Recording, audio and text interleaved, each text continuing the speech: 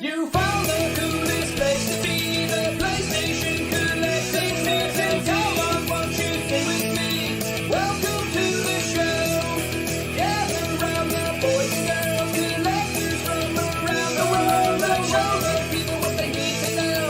Welcome to the show. Gonna talk to guests, only got the best. Gonna put their knowledge to the test. Gonna laugh and eat, gonna listen, dream, gonna show you things you've never seen. Gonna sing a song to the break of dawn. Gonna rock this party all night long. So come on everybody, let me see you dance. Get yourself ready, you got one more chance. You found the coolest place to be, the PlayStation collecting citizen. Come on, won't you sing with me? Welcome to the show. Gather round the boys and girls, collectors from around the world. Let's show the people what they need to know. Welcome to the show. Welcome to the show. Welcome to the show. Welcome to the show.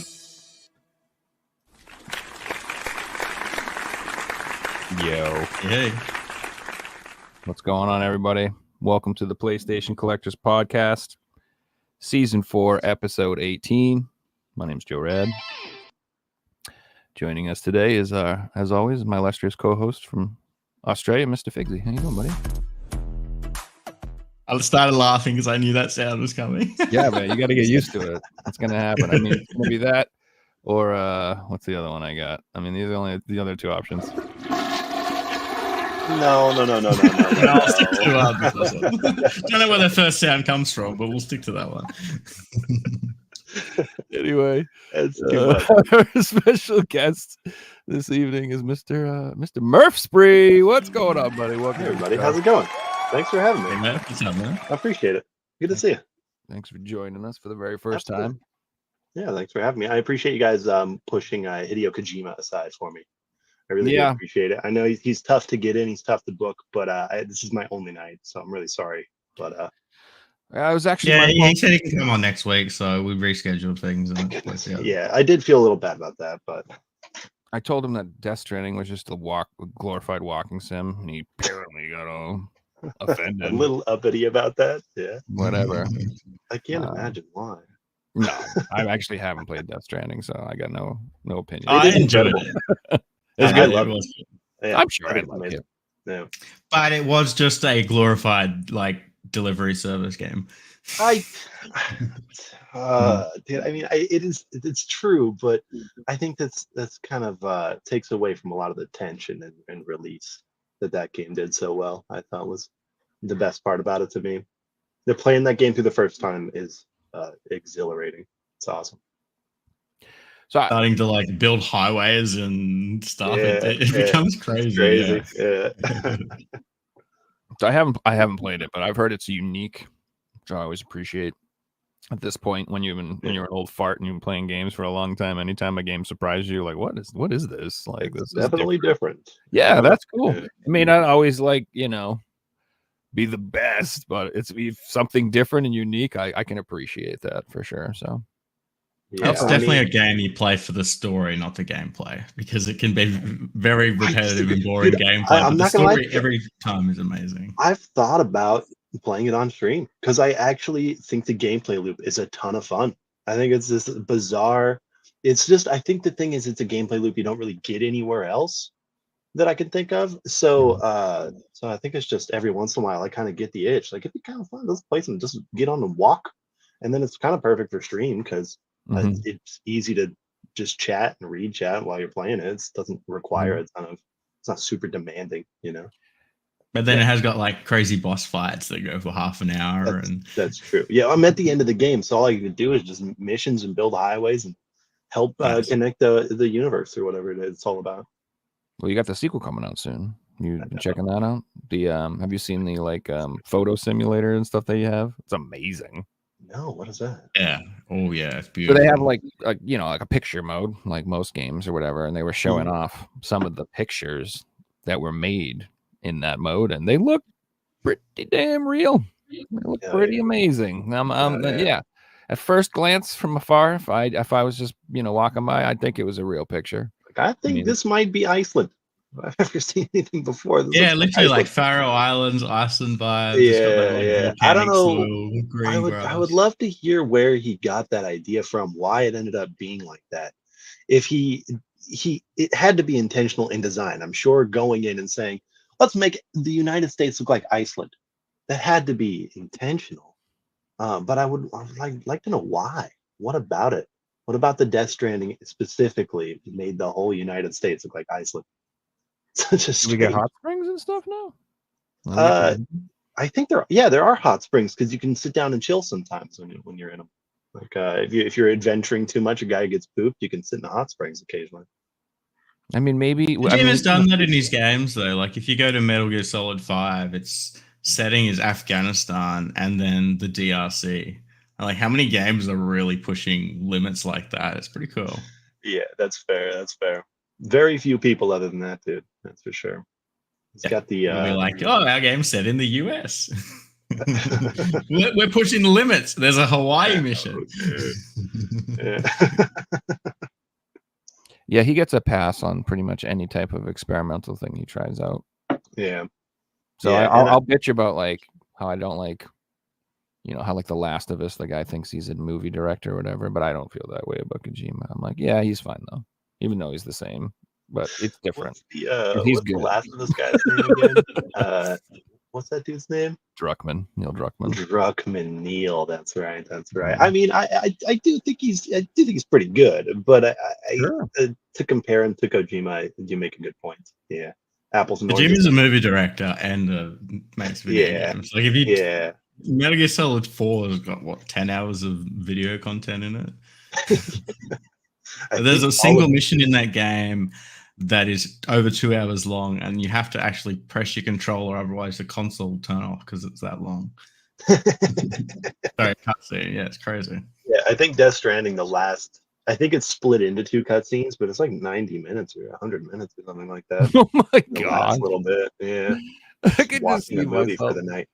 It's like 10 o'clock at night. I beat it. I'm like, yeah, fuck yeah, I'm gonna watch Here we the movie go. real quick. And then all of a sudden it's like 1 in the morning. I'm like, what the fuck? Yeah, There better not be another boss after this. What the That's hell? the thing. You got to know though. Knowing ahead of time in a situation like that is hugely important. True. Yeah, That's a huge point. I'm gonna save it for Friday when I want to watch a movie or whatever, right? So and that's the thing. Like, it's not a game that you just play for half an hour. It's like, all right, it's 6 o'clock. I've done everything for the day. It's time to invest 4 hours of my life into this game. Yeah, it's a very immersive game.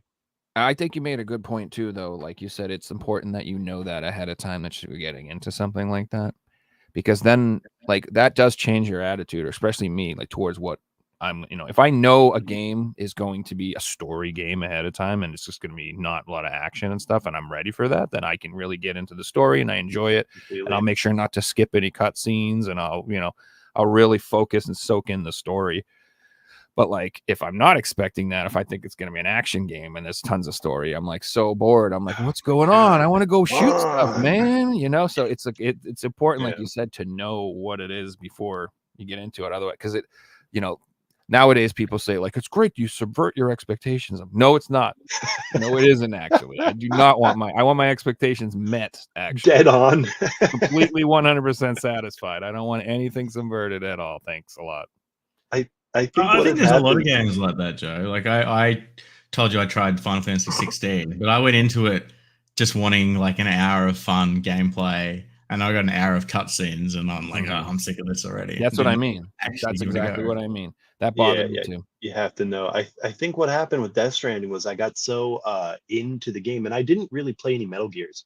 I played a little bit of 1, but I was 10 years old. A little bit of 2 when I was 12 years old, and then a little bit of 5. But I never beat any of them. I never got super invested. I would hear about Kojima as being this like mastermind. You got to unplug your controller and plug it in a different port and all this, like doing all this wacky shit. But I never experienced doing that firsthand. And so with Death Stranding, I think I just had watched, I think it might have been a skill up video or something. And he was like, this game's super fucking cool. And I finally figured, screw it, it's $20 on sale. I'll grab it. And I think after playing for 10 days or a couple of weeks or something, I was just so sucked into what Kojima was doing.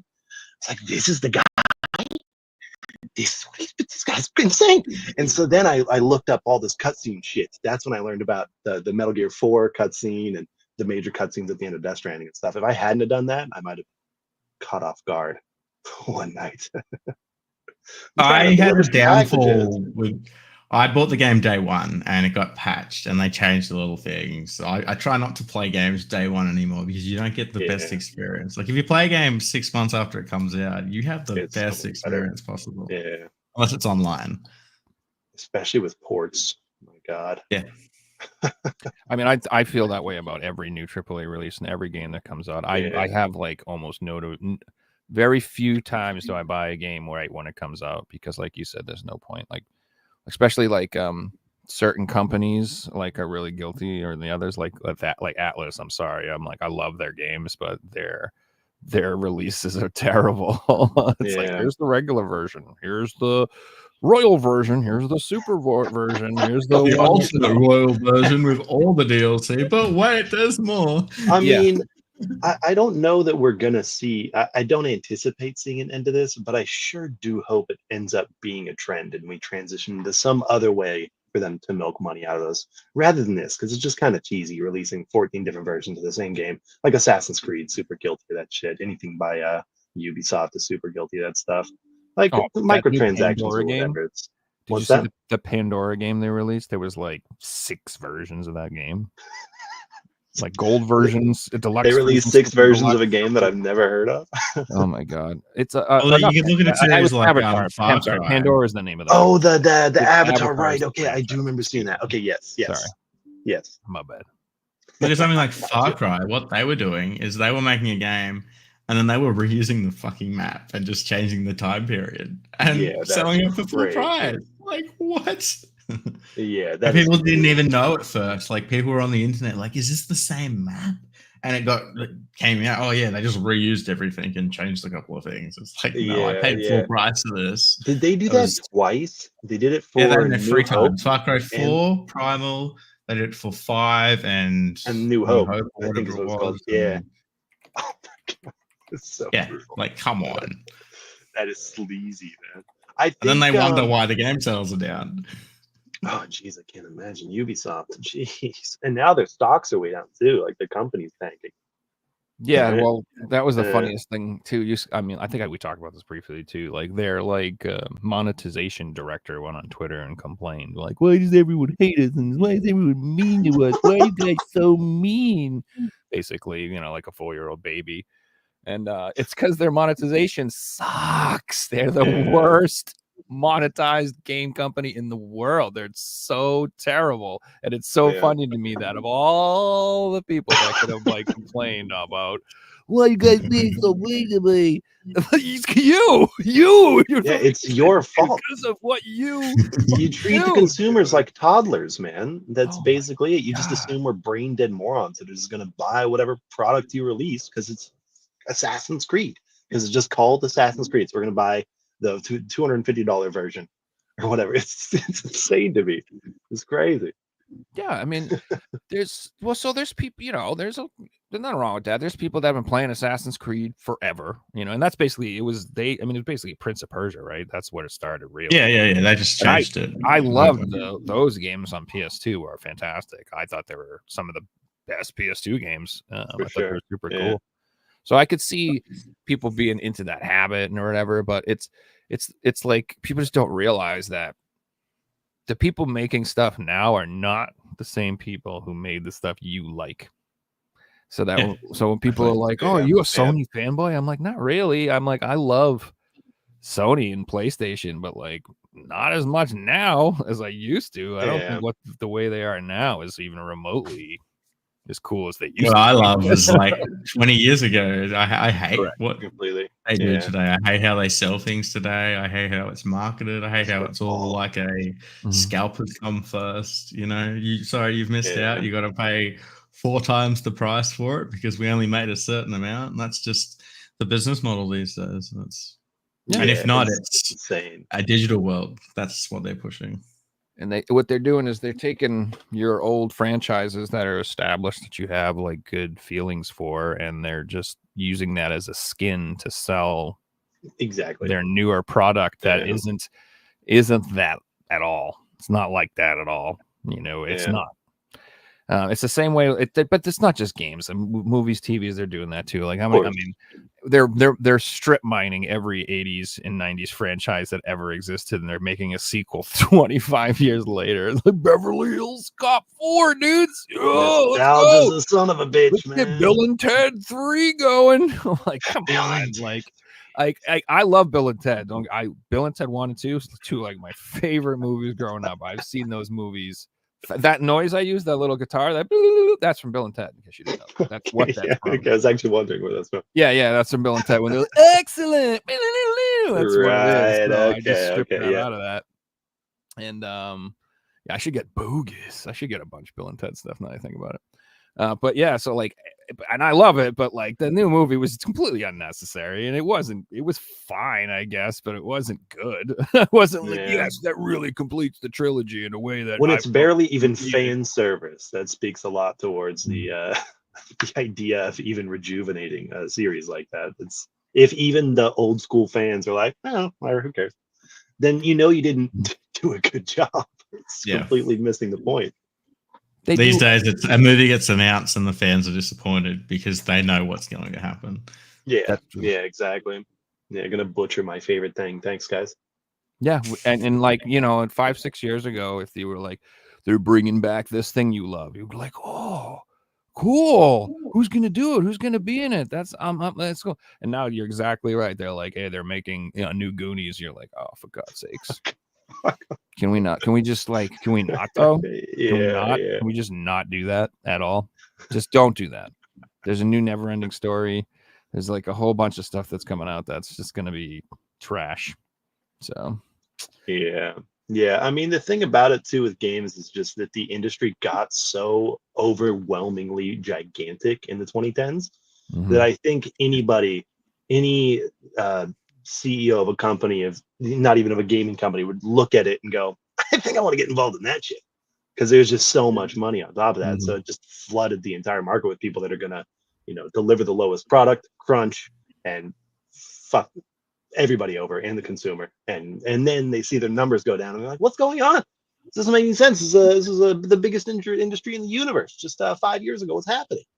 Right. And then because there's so much money in the industry, suddenly, if you look at like 2000 to 2010, we used to get all these new games made, like fresh ideas. They would put them out, cheap to make, but they can't do that anymore because it's like, use Rockstar as an example. They can't make anything bar Red Dead Redemption or Grand Theft Auto because the shareholders want investments and returns on their money. It's not like a couple of guys sitting around going, I've got an idea for a video game, let's make it.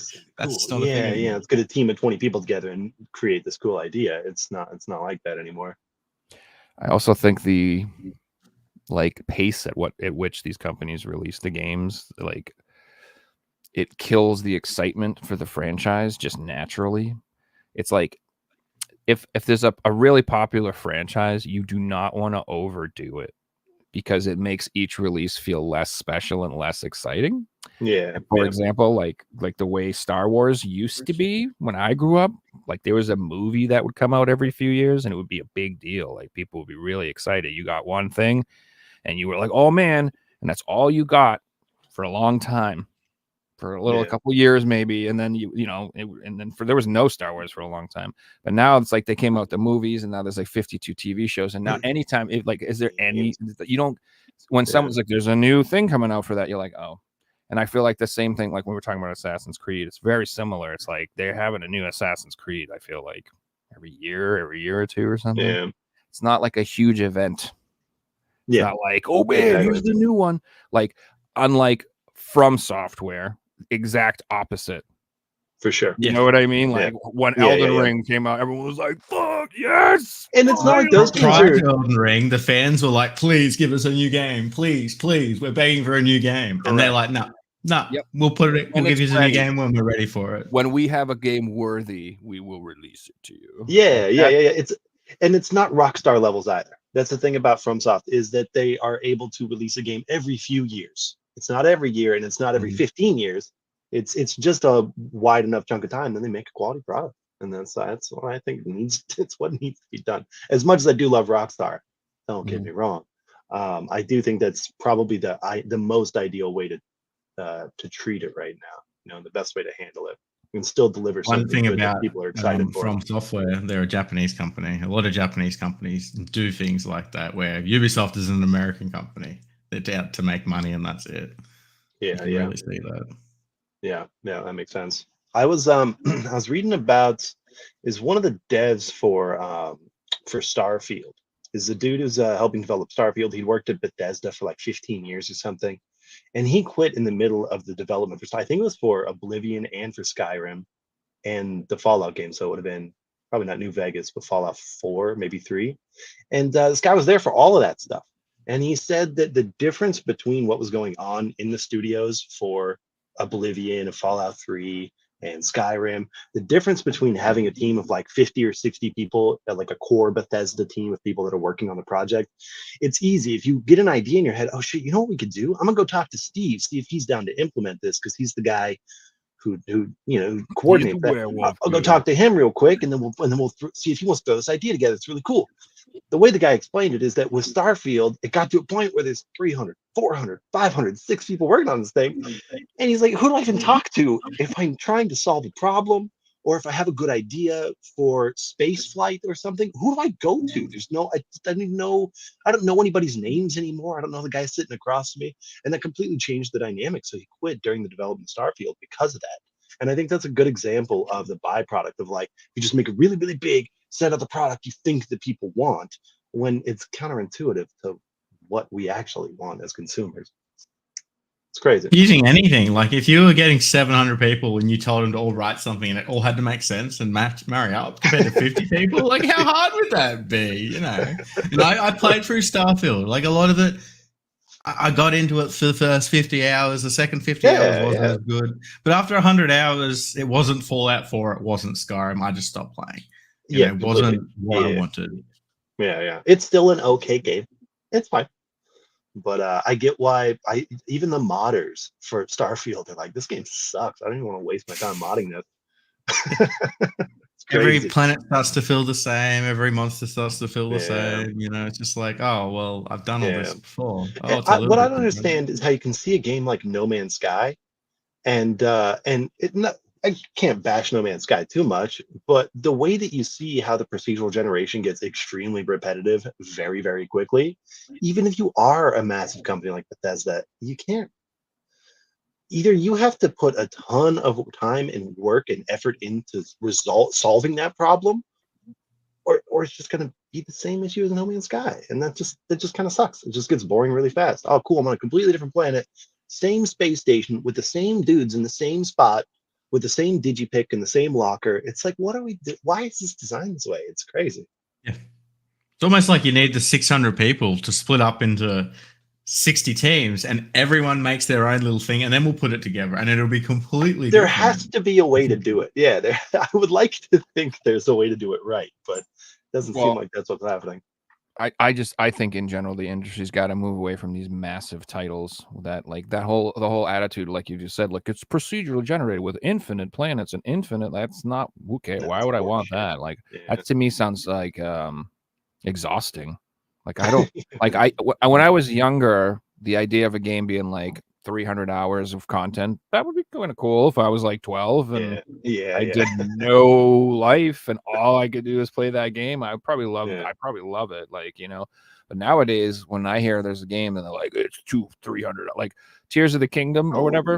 Zelda. Please, no. When I heard that, I got with that game. It was like, it's like 200. I'm like, I'm not building boats and fucking crafts and shit for 200. I'm not doing 3 million temples and 1,500 puzzles. And I was like, hell no. That just it does. I'm sure it is fun, but to me, it just sounded like exhausting and like work. So I think the way forward is, like you said, don't have 500 people trying to make a game for 3,000 hours. Just make a good 40-hour game. Yeah, and then 40 hours. That's a lot of time. 40 hours is like a week of work. Like, and then you have some achievements and some secrets. Maybe max it out to 80 hours if you do all the extra bullshit. That's cool, right on. Yeah, that's a quality product. And I come from the old days. We used to play our games more than once. Oh yeah, Believe me, you know what I mean? Like, do Screw you? that I shit. don't want to. Like, when you say the game's 250 hours, like, I'm not playing that more than once. Which that's one of the things I laughed when they showed like the PS5 Pro. They're like, you can get enhancements for Final Fantasy VII Rebirth. I'm like, I put 160 hours into that game. I'm not touching it for a decade. I'm not. Hey, Joe, I want to elaborate on something years. here. Perfect example. I was playing Starfield, right? I hadn't finished the game. I did all the side stuff. I was saving all the missions till the end. And then my computer got hacked. I had to like reset the hard drive, completely redo it. So I lost my save file. I got no interest in starting that game again. I've played Skyrim 4 or 5 times. Like it should be the same experience, right? But there's no way I'll ever touch that game again. Yeah, dude, I was just playing Skyrim. I was unemployed for a couple of months. The whole month I put into Skyrim. Yeah. And I modded it up. I think I got a crazy ass mod pack and had a blast, man. And I still am kind of craving it. I got a little over it. I put it down for a while, but I'm still, I don't know, boot that thing back up. That was pretty fun. Yeah. But Starfield, no way, man. Yeah, but that's my point though. Like, a good game doesn't need to be 1,000,000 hours. It can be like 40, 50 hours. And if you give some options of replayability, if you want it to be a 300-hour game, you can put it in there if you want. Like you said, you could play Skyrim and play 5 different builds and different factions and different story paths, and you can have a different experience if you want to, but you don't have to. It's not like required. You can just go in and do one thing and beat it and be done with it. Like, so I don't know. That's the way. You can still be happy with the price you paid for it if you just play through it one time. Like, it's still a quality enough game. You're gonna have a good time. Be like, you know what, that's worth the $50 or whatever. That was awesome. Yeah, especially I will add, Starfield was free on Game Pass, so it didn't have that whole like if you just want to play it for $10, you could do that. Which I commend. You know, I'm all for Game Pass. I wish Sony had something equivalent to that. That was decent. No, Sony locks PS1 games behind their subscription services and maximums. No, Sony locks your fucking save files behind paywalls, bro. Oh, all your digital games all your free games are locked behind that service. Which is why they're like, download free monthly games. Why? Yeah. I'm gonna fill my hard drive with a bunch of crap that by the time I decide to play it, I probably won't even use it because of your service or whatever. Yeah, I'm at the point now where my PlayStation turns on more because the controller's automatically updating than me playing. Like, wild, right? Thought about changing the name of the show here or what? Well, we thought about that, but we're like, we'll just keep it the same for consistency. But it's just the everything podcast. Yeah, that's fair. Yeah, my theory is kind of with the future of the industry. I'm probably going to be super wrong here, but I think that the size and scale of Rockstar as a company doing the thing that they do, and the quality with what they release and are expected to release, even though it's taken a long ass time for this game to come out, and a ton of development and thousands of people putting this thing together, I still have a ton of confidence that it's going to be a very quality product. I have no doubt it's going to be really sweet. The thing is, I think the same thing about Cyberpunk, though. You know. Yeah, but Cyberpunk doesn't take 2 studios. Yeah, CD Projekt Red doesn't have the track record that Rockstar has had up until recently. Granted. Or the money. They had The Witcher 3, which was one good game, and that was it. And then they thought, we're a big company now because we made one good game. Yeah. And I mean, and they fixed it and stuff. Cool, right on. But the thing about Grand Theft Auto is I think that this is going to be a moment that will force the industry to change. And I think it's kind of what you're saying. It's that Grand Theft Auto is going to take over the market in such a gigantic way, and no company has the time or the money or the resources or the IP to be able to recreate anything resembling how gigantic Grand Theft Auto 6 is going to be. And so I think that alone, hopefully, probably not, but hopefully that might force developers and publishers in the future to start making more compact pieces that are more complete, because there's going to be no way to possibly compete with something like that. There's not actually, if it's $60 day one, Exactly. and Yeah. you know, online's included, blah blah blah. People will just be like, "Why would I ever buy that when I can just play GTA?" Who fucking cares about Assassin's Creed set in Fiji when we can go play Grand Theft Auto 6? The quality is just going to be higher across the board. There's just, I don't. I'm probably going to be wrong here. Time will tell, of course, but that's kind of what I think might occur. I think that it's going to be the end of the industry as we know it when Grand Theft Auto 6 comes out.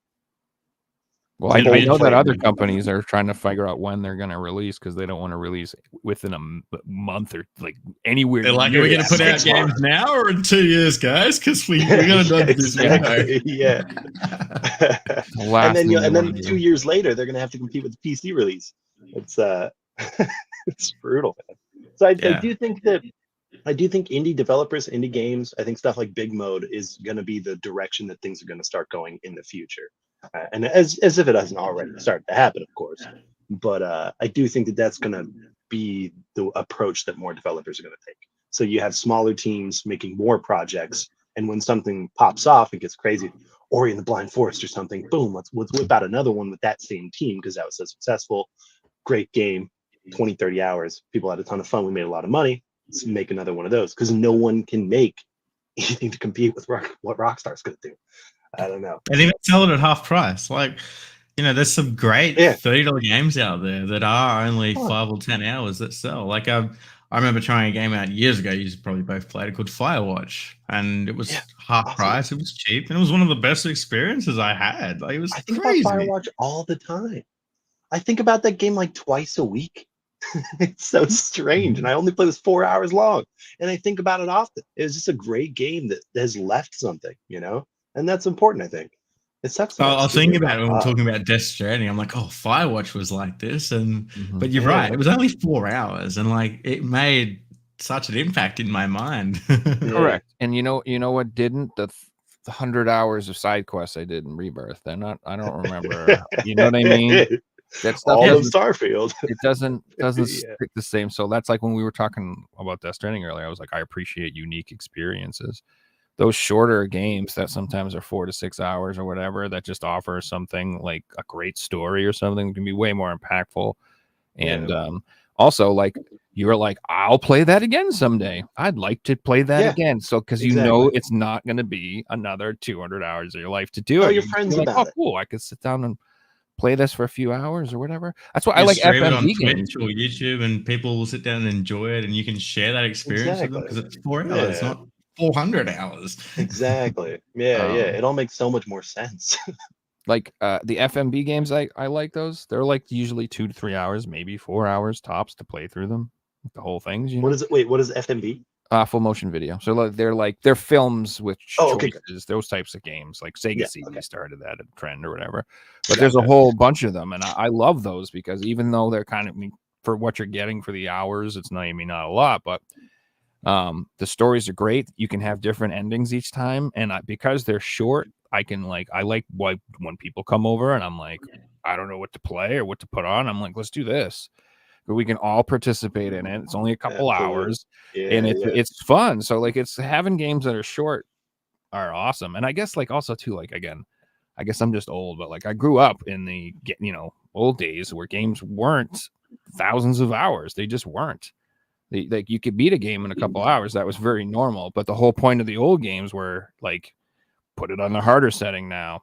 See if you can beat it on that. You had to fight for it.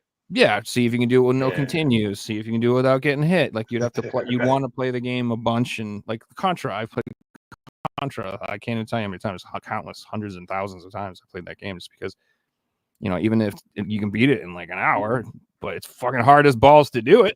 So it's still fun and challenging to go back and try.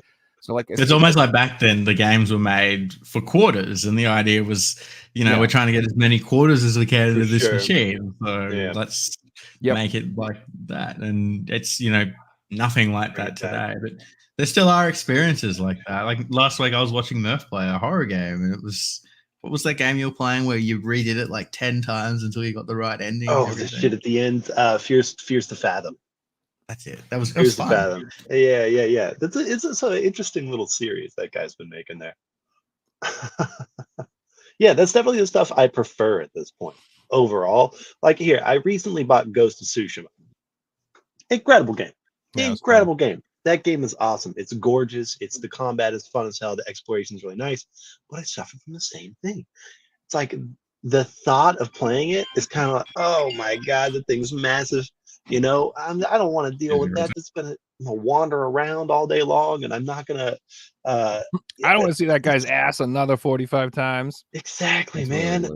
But then I turn it on, and I have a great time for a couple hours. But then I look at the map, and I go, oh my god, I have 80, 100 hours ahead of me on this thing. If I do too much exploration, I'm never going to get anything done. And that's pretty much kind of, so I definitely stick to smaller indie titles way more often these days than the gigantic open world games, as much as I do love them. And I think a game like Ghost of Tsushima is really good. I love So this is what I want to say about the sequel. Like I've joked about this fucking sequel before, but so the new one's starring the female lead. Yeah. This is all I'm gonna say. Like in Ghost of Tsushima 1, every goddamn time you found one of those springs, I had to see that dude's fucking full-on ass in my face. They just loved to show you this dude's ass. Like it was like you had to see it. Like, here you go again. And I'm like, oh great. I'm so glad that one of the mechanics in this game is watching this dude's ass. Like that is baked into the game 30, 40, 50 times. Thanks. Fine, whatever. I never complained. Whatever, no big deal. But He's now that it's a woman, they better bring that same fucking energy, motherfucker. I bet it's not going to be there. Full bare ass 40 to 50 times. I better see it every time they find one of those springs. Because if they don't, that's really going to it's going to be? I'll be like, you think it's cool to just show me man ass, but I'm denied the lady ass. What is this world is upside down? It's gonna be it's gonna show her in a towel, right? And then it's gonna cut to the camera's gonna cut to the ground, and then you're gonna see the towel drop to the ground, and then it's gonna cut to her sitting in the hot springs. Yeah, that's it's going to happen like that. Dude, and you know what? I'm withholding my purchase until I find that out.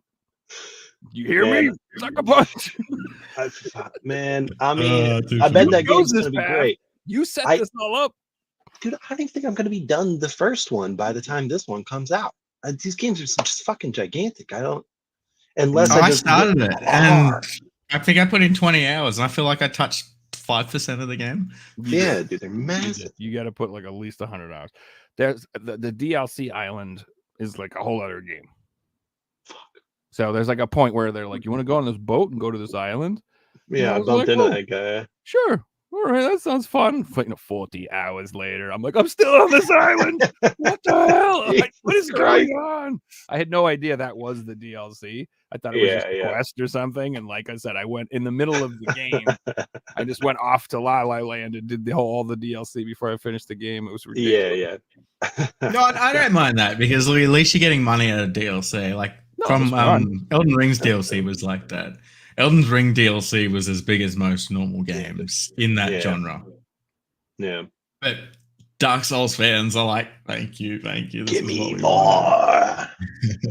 Those games are nuts, man. They really need to put that on a disc so I can buy it. I bought it digitally and I've got no regrets. It was like one of the best $50 digital purchases I've made. I don't doubt it. I just still, I hold out hope. Yeah, that's fair. Yeah. You know, I still haven't got Dark Souls 3 on this DLC yet. I've been looking for that for years. You're looking for the Bloodborne Game of the Year edition on disc? It's very expensive. Is the PAL one looking expensive now? I don't think there is a North American one. There's only no, there isn't. It's just the PAL Game of the Year edition, whatever. Yeah, it's very expensive. Oh yeah, I see. There's an Asian release though, so maybe that one's the one to go for. It seems like Bloodborne is like the most sought after. Am I crazy? I'm not really like super deep into those games, but I hear Bloodborne get talked about the most with the most praise, besides Elden Ring, probably. Yeah, there is reason behind that. And it used to be Demon Souls as well. And the reason is they're exclusives. They're only on PS4, and Demon Souls is only on PS3. Right.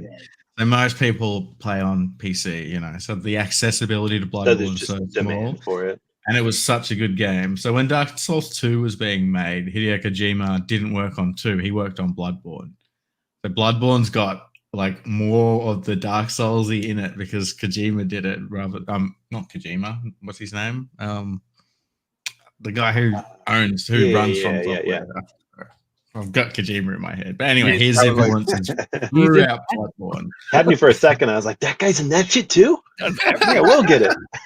Yeah, it's absolutely amazing. Most people say it's their favorite. I don't know, it's hard to say. Like it's like picking your favorite child, you know, they're all perfect games.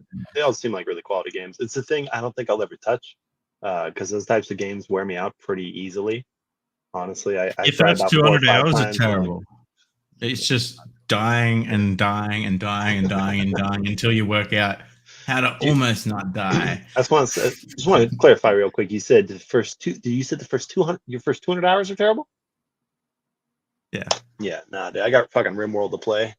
No thanks. The reward for getting over that and like so like I like most people, I first got into the series when I was like dealing with depression and stuff like that. And Dark Souls and Demon Souls helped me get over that. It's just a game that you can go through internet forums and there'll be tens of thousands of people who all had the same experience. Like I was going through hard shit. I started playing this game and I overcome it in the game and then I overcome it in real life. And it's crazy how much of an influence that game's actually had on people. That is trippy. I don't know. I don't think I've ever heard that. That's wild. So that's why the games mean so much to me, you know, because it's I conquered those games and I was conquering some shit and now I just love them and they're awesome. Right. That's a whole interesting discussion you could raise about difficulty in games and what the experiences are, and like how there's people that like they're like, no, everything should have an easy mode and everything should be accessible and everybody should get to play and it should just be about having fun. And I'm like, no, that's not true. That's incorrect. That's absolutely not true at all. Like if that, like you'll never enjoy a shmup in your entire life if that's how you feel. Like that's just not how. Like there are certain games that go, okay, no, this is inaccessible. This is hard. If you would like to beat this, you're going to have to step up. You're going to have to practice. You're going to have to be disciplined. You're going to have to get better at this. Like get good, scrub that the whole thing. I'm not totally. That's the truth. Like, I'm not going to call someone out personally, but I want to call someone out, not mentioning their name. I watched someone the other day on Twitch and he was playing Elden Ring for the first time. Never played a Souls game. He was playing with his friend who played hundreds of hours, and his friend summoned him and just did everything for him. Like, that's not how to play this game. You're not going to get anything out of it. No. But the idea is you overconquer these things and you get a feeling of satisfaction that's the feeling that you want in these games. Like, it's a feeling that you can only replicate it in like playing sport when, you know, you've lost every game for the year and then you won. It's not a feeling you can just fake. And it truly feels like overcoming an obstacle. It's like mountain climbing. It's a perfect example of what that is. It'd be like taking a helicopter to the top. Exactly. Being at the top of the mountain and enjoying the view is nice, but that's not the point. The point of mountain climbing is overcoming the mountain and accomplishing it and being like, I defeated this mountain. Same thing with hard games, Dark Souls, shmups. It's the same thing. You're like, I saw that mountain. I beat that mountain. Give me another one. I want a bigger mountain. And eventually it just makes you stronger and stronger and better and better. And like, it's a good thing. And not everybody wants that. I understand. Some people are just like, they're not interested in climbing mountains.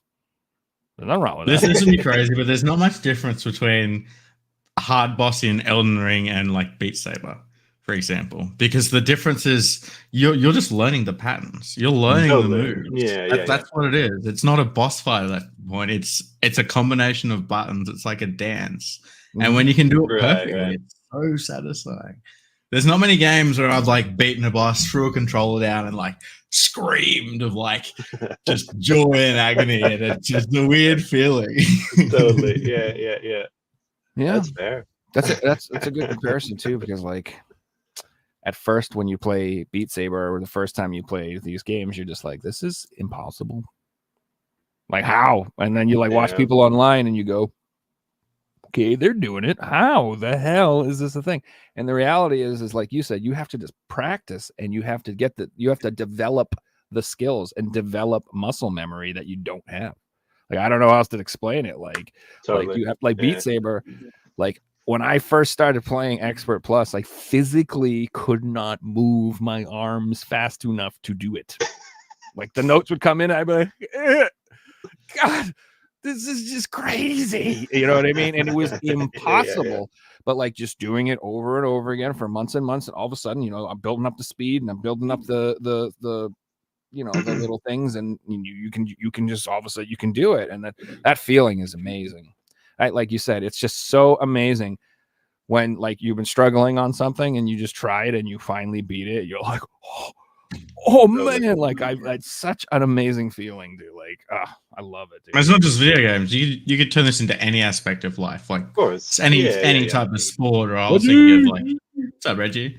Of cubing, for example. If you watch people solve Rubik's cubes in under 10 seconds, like that is so impressive. But it's just something that they've learned to do over, 5, 10, 20 years of their life, and they've mastered that one skill. It's so impressive. Yeah, I suppose that's a pretty apt comparison.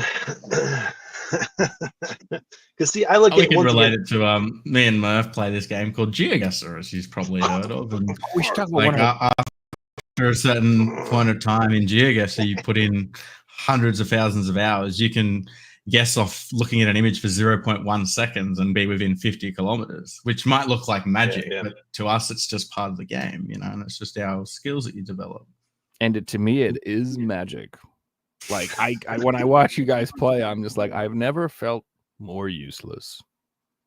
Because it's like I feel like I should try to help, but I'm like, I don't know nothing. It's a strange game because I think if you just applied the right approach, I've talked about this on stream a few times. If you just took the right approach to learning how the game works, you could just a few hours, just a couple of play sessions, and as long as you can remember a few simple things, you can be 10,000 times better than you were 2 days ago if you just take the right approach to learning how it kind of works.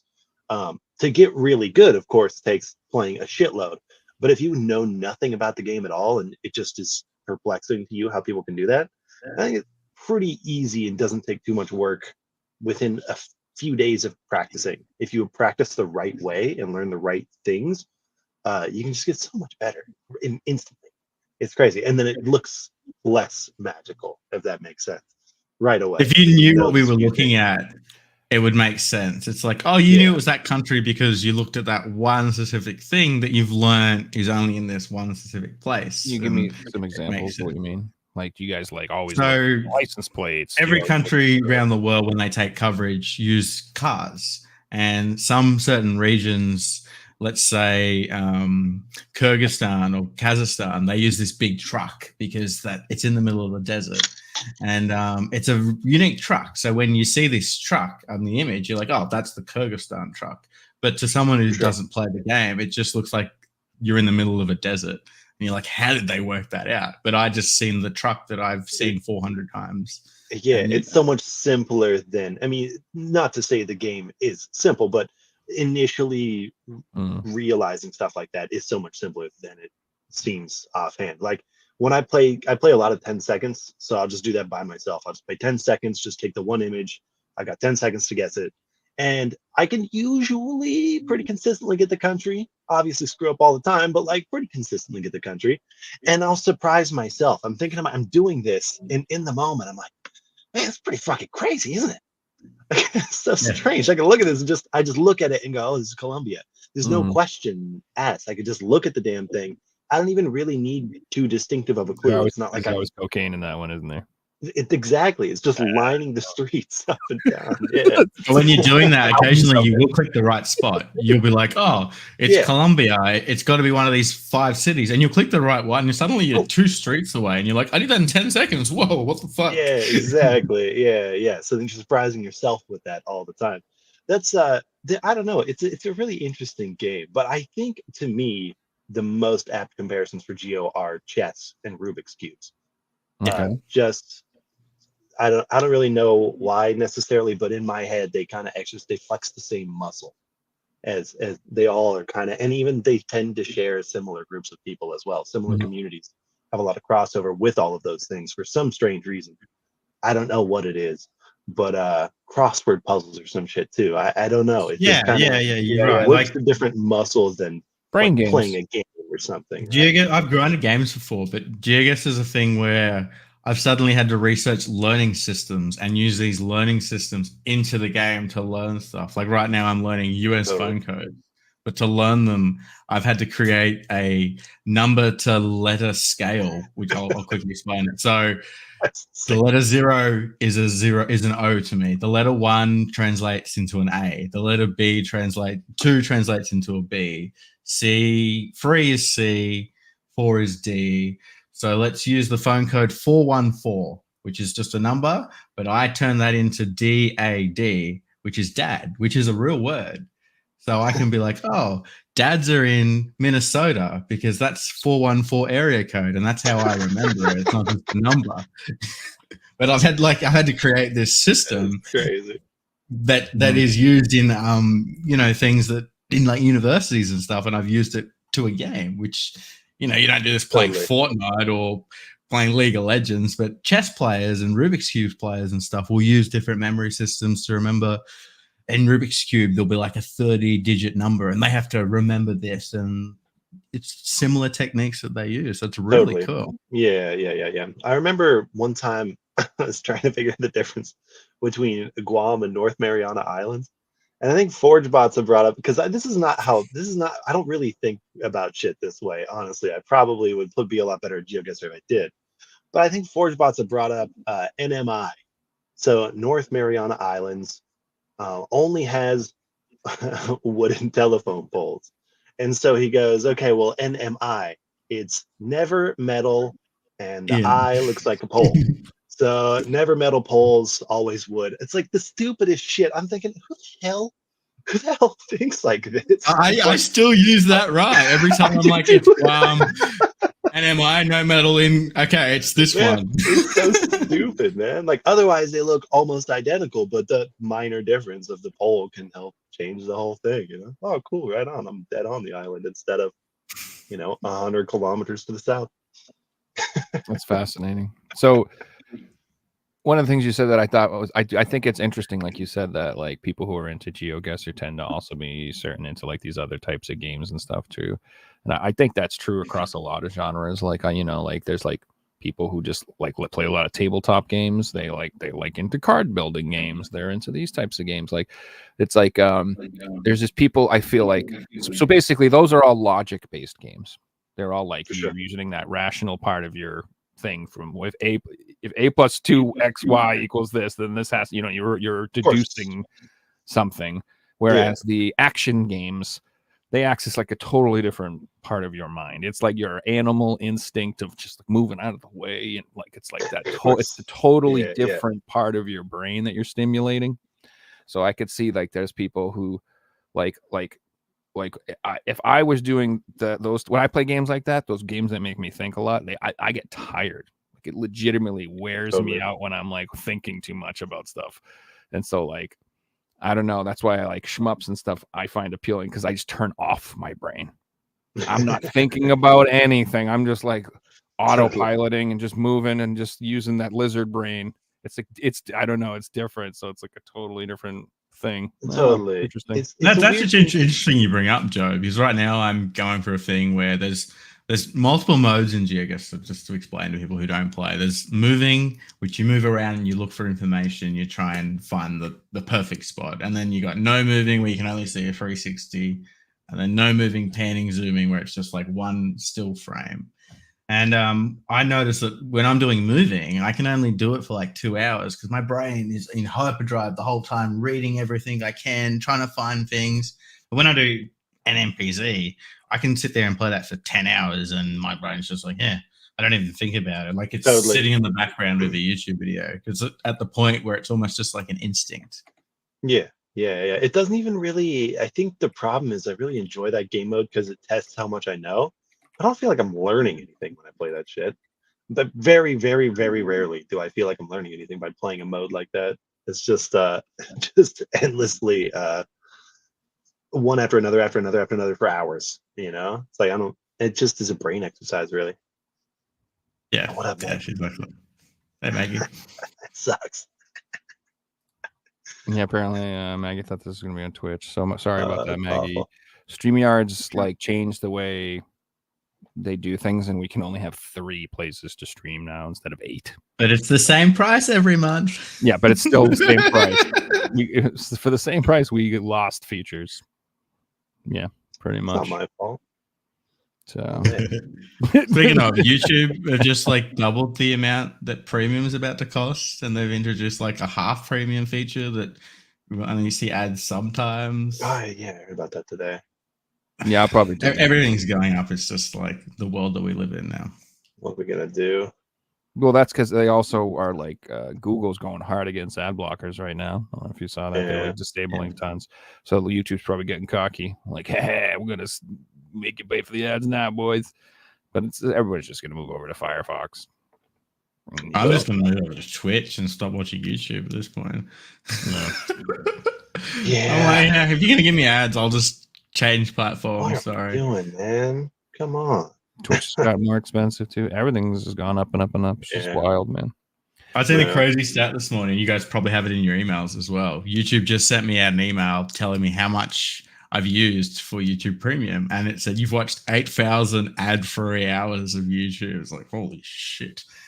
And that's over like 6 years or something. 6 months ago or something, I figured, you know what, man, I'll go ahead and sign up for this. I never have before. And it'd just be nice. I'm getting sick of ads. None of my ad blockers were working or anything. So I signed up for it. And after the 3 months, they send me an email. They're like, hey, man, your trial period's up. We're going to be renewing your shit here in a couple of weeks. And I was like, by all means, man, take it. Take my shit. I do not want to watch any more fucking ads. By all means, take it. I did the thing where I got rid of my other music streaming because, you know, YouTube's got every single song you could ever think of. And I'm already paying for premium, so I may as well just use YouTube Music. And if you've got an iPhone, you can play YouTube without your phone being open, which is kind of cool. Right. Should be standard, but, you know, of course, it's a premium feature. Yeah, that should absolutely have its advantages, I guess. You can also download videos and then watch them offline, and there's a lot of cool things you can do. Get better fast forward and rewind controls too. Like you get like a special menu. You can get like really and then like because like I used I watched those like video game library videos of like every PlayStation game ever released. They're like 4 hours long, you know what I mean? And I almost always use that to get like the better thing. So, to scroll through a little more precisely. Yeah. I went ham on the emulation. Like, so this is another, we can talk about this too, but like Nintendo, like once again, they're still going hard against emulation, and like they're still screwing with people. And I don't know if you saw, they went after this guy's like retro handheld channel for like showing, like I think it was Wii U games or something on how to like mod his handhelds for Wii U games or something. They're just being dicks. Yeah. And I just feel like the more and more we move into the all digital future, like just the more difficult these companies are going to make it to get those ROMs. Like, so I'm like, I always tell everybody, like, I'm like sounding the alarm. I'm like, if you want to get them now, because it's easy to get them now. I'm not saying it will be impossible to get them in the future, but it won't be as easy as it is now. Like right now, you just go online, Google them, and download every game you've ever wanted from the old systems. So I just recommend doing that before all those websites are taken down by Nintendo. Yeah, totally. That's just what they're doing, especially. And like the more they put these older games on their Switch Online service, the more they're going to be doing that, because they're like, hey, you guys always said it was because we weren't selling them, but hey, look, we have them now. You can buy them. You know, the more they only $59.99 for this 40-year-old game. Yeah. I know. And then you look at their online service, they're like, we're announcing 3 new games. You're like, oh, sweet. Is it Contra? They're like, no, it's freaking this weird tile game from Japan that got released. And we're not even putting English in this fucker. Just go play it. Like, what? What the hell, man? Games they don't even put English on them. They're just like, that's fine. You can figure it out. I am curious, since you guys do this thing, is this once a week you guys do this? Usually at the moment, sometimes we do 2 shows, but yeah, we're just doing 1 right now. Is this a frequent conversation that you're having at this point? Kind of talking about the price gouging and the current shape the industry is thinking. Oh, no, never. I figured so, but the digital hellscape, I call it, that we're entering. good lord, man. Just a different someone else's opinion added to the conversation. Totally. I ask every guest. I always want to know like what people think about that. Like, are you cool with it? Do you? I mean, you're not into. You don't collect a lot of physical media, right? No, I don't. No. Yeah, so you probably aren't as passionate or crazy about it, I guess, as most of the people on here. Yeah, But, like, and I'm also, I don't think that they're even creating products that I'm interested in anyways. Like these days, if a major company develops a game, like we were talking about earlier, I probably just don't care. Very, very, very rarely am I going to care.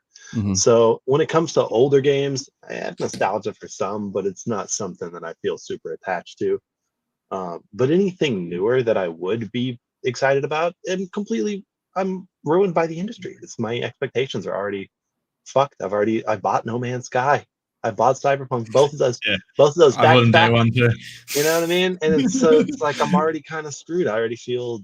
That's how I feel about the movie industry. I'm not quite there with games because of indie games. Indie games have kept my passion alive. Absolutely.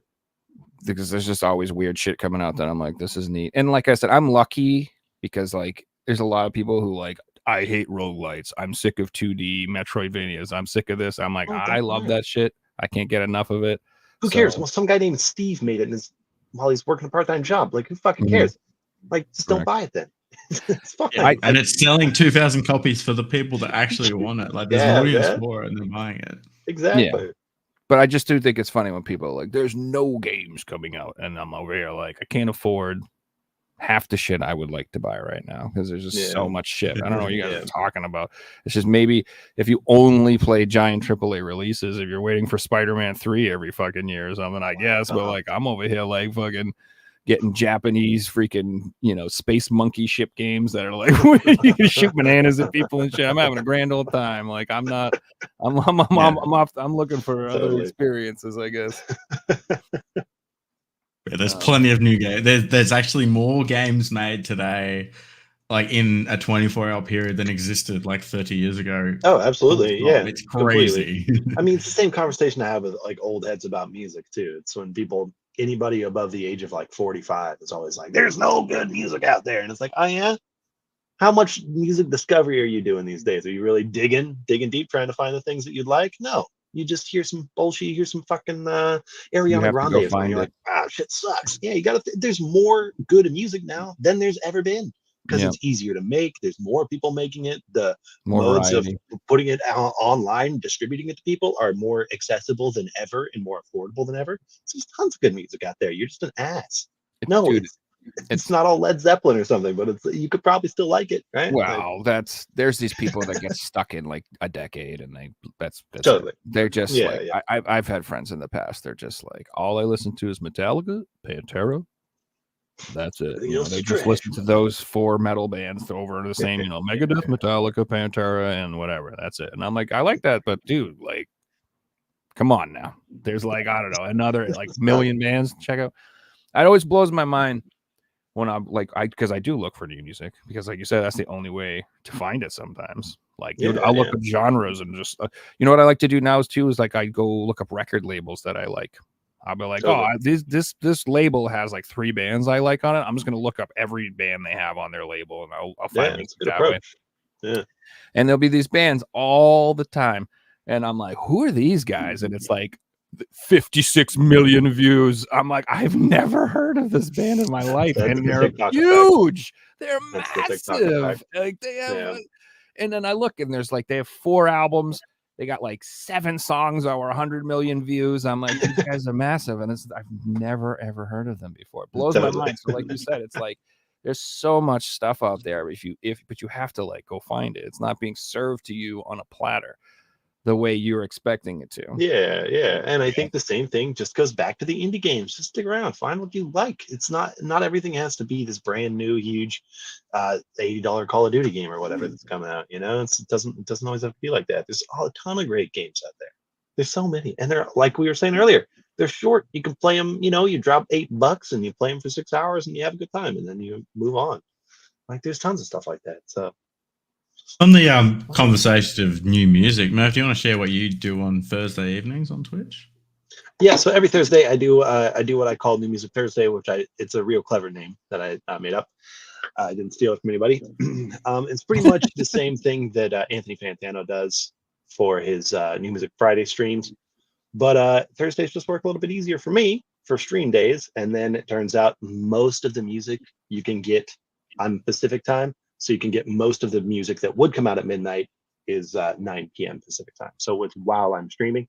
So pretty much what I started doing about a year ago, is every Thursday, usually kind of throughout the week, but we do a big push on Thursday. Myself and Maggie, some other people as well in the Discord, will try and get a huge list together. I have yesterday's list right here, all the stuff crossed off as the stuff we listened to.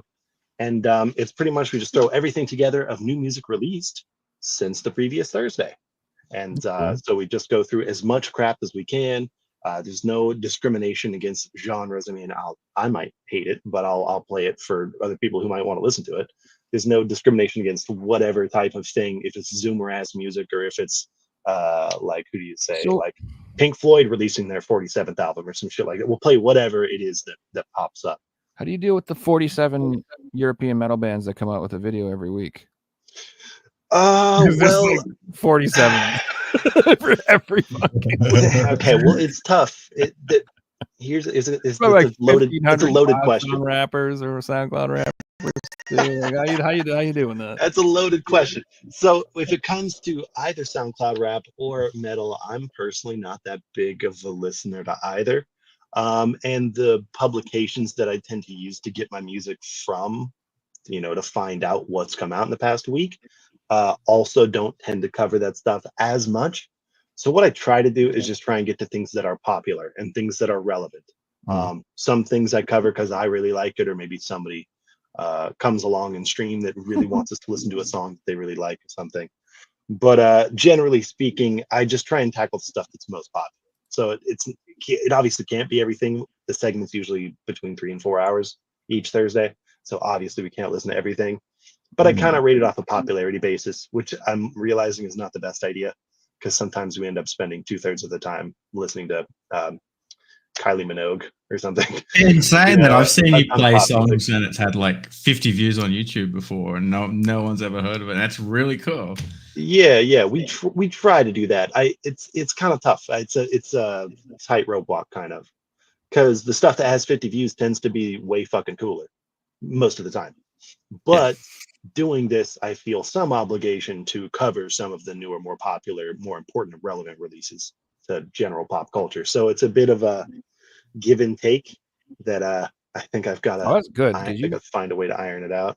My biggest issue now is I've reached the age where, like, I know pop tunes, but I couldn't tell you for the life of me who it is. I'm like, is this Katy Perry, Aguilera, Ariana Grande? I don't fucking know, dude. It's all sounds the same to me. Yeah. I have no idea.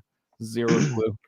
So here's the thing. I've been doing pretty much, I'd say, right outside of high school. About a year after I graduated high school, I just got really deep into music publication in general. And I just got a really specific sound that I really started to appreciate when it came to music, but it wasn't a thing that was defined by genre necessarily.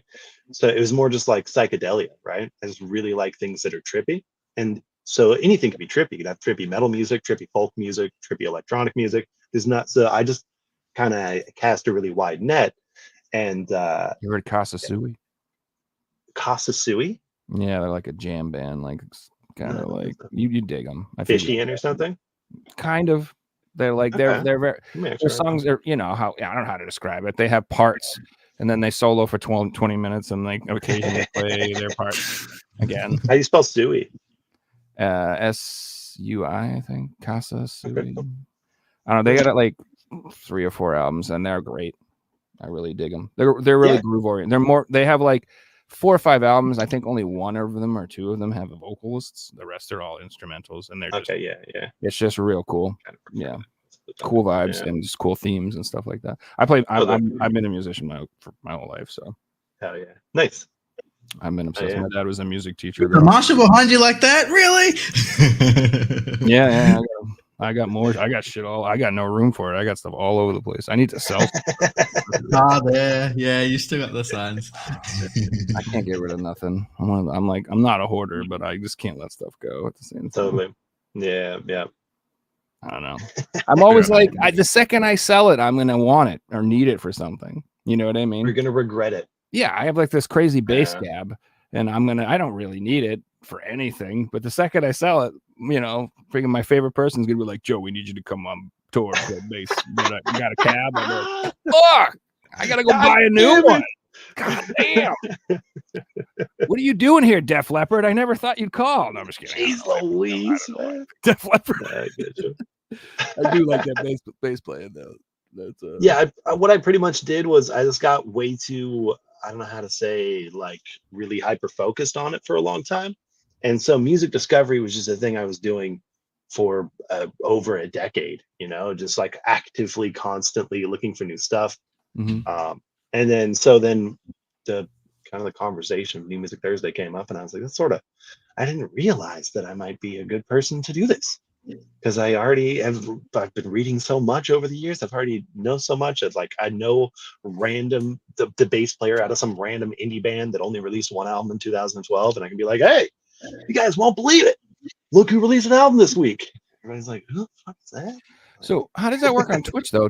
I thought that you can't play music on there. I thought you got copyright strike all the time. Like, how does that even? No. I think it's extremely. You have to be an absolute moron to get copyright stricken on Twitch. I think, or bad luck, or you have to be caught in the wave or whatever. Nope. No. I reroute the sound, split the audio, so that when the VODs come out, the music is not on there. So you can see me watch all the videos and all that stuff, but the music doesn't actually play on the VODs, which it sucks.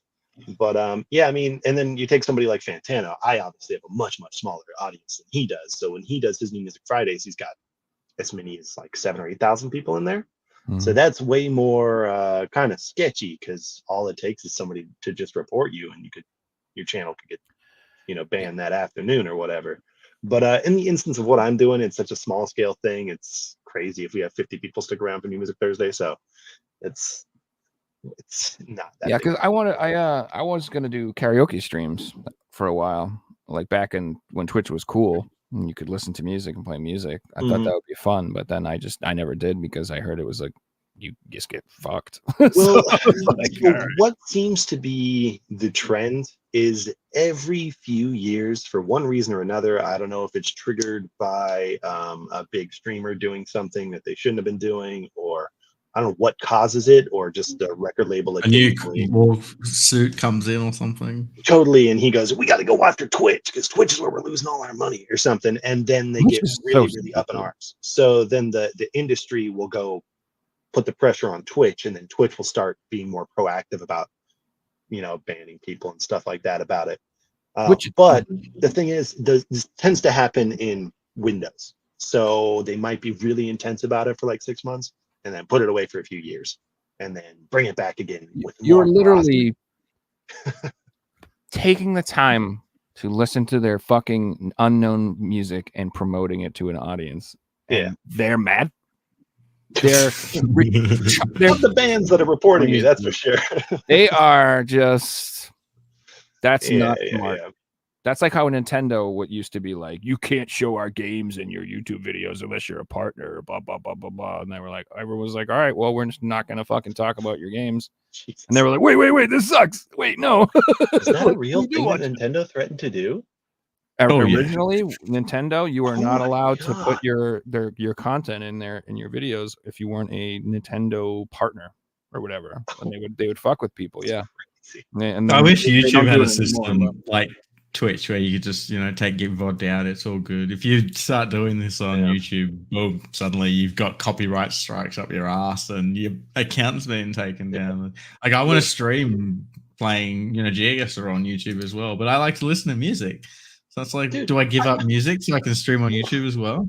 What world do we live in that we have to worry about that? It's really fucking sad, man. Well, it's like you only get to play DMCA free music, so I get elevator music. Woohoo!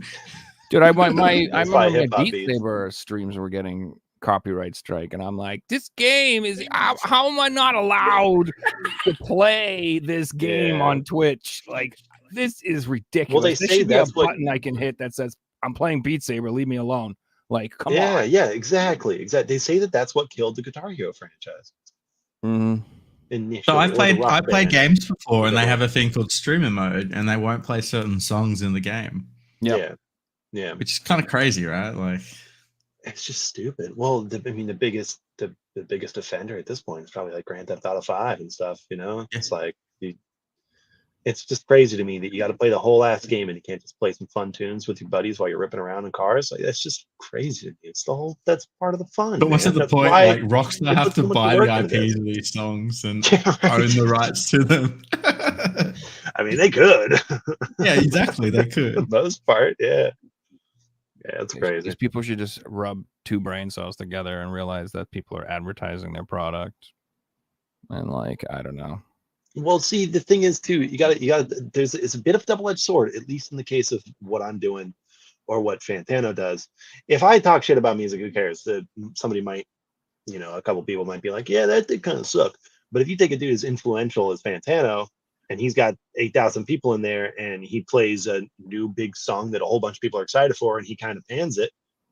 These are influential people, probably in their late teens or early 20s, easily influenced by what he says. And so on one hand, you could say he is promoting it and he is talking about it and perhaps giving constructive criticism or whatever.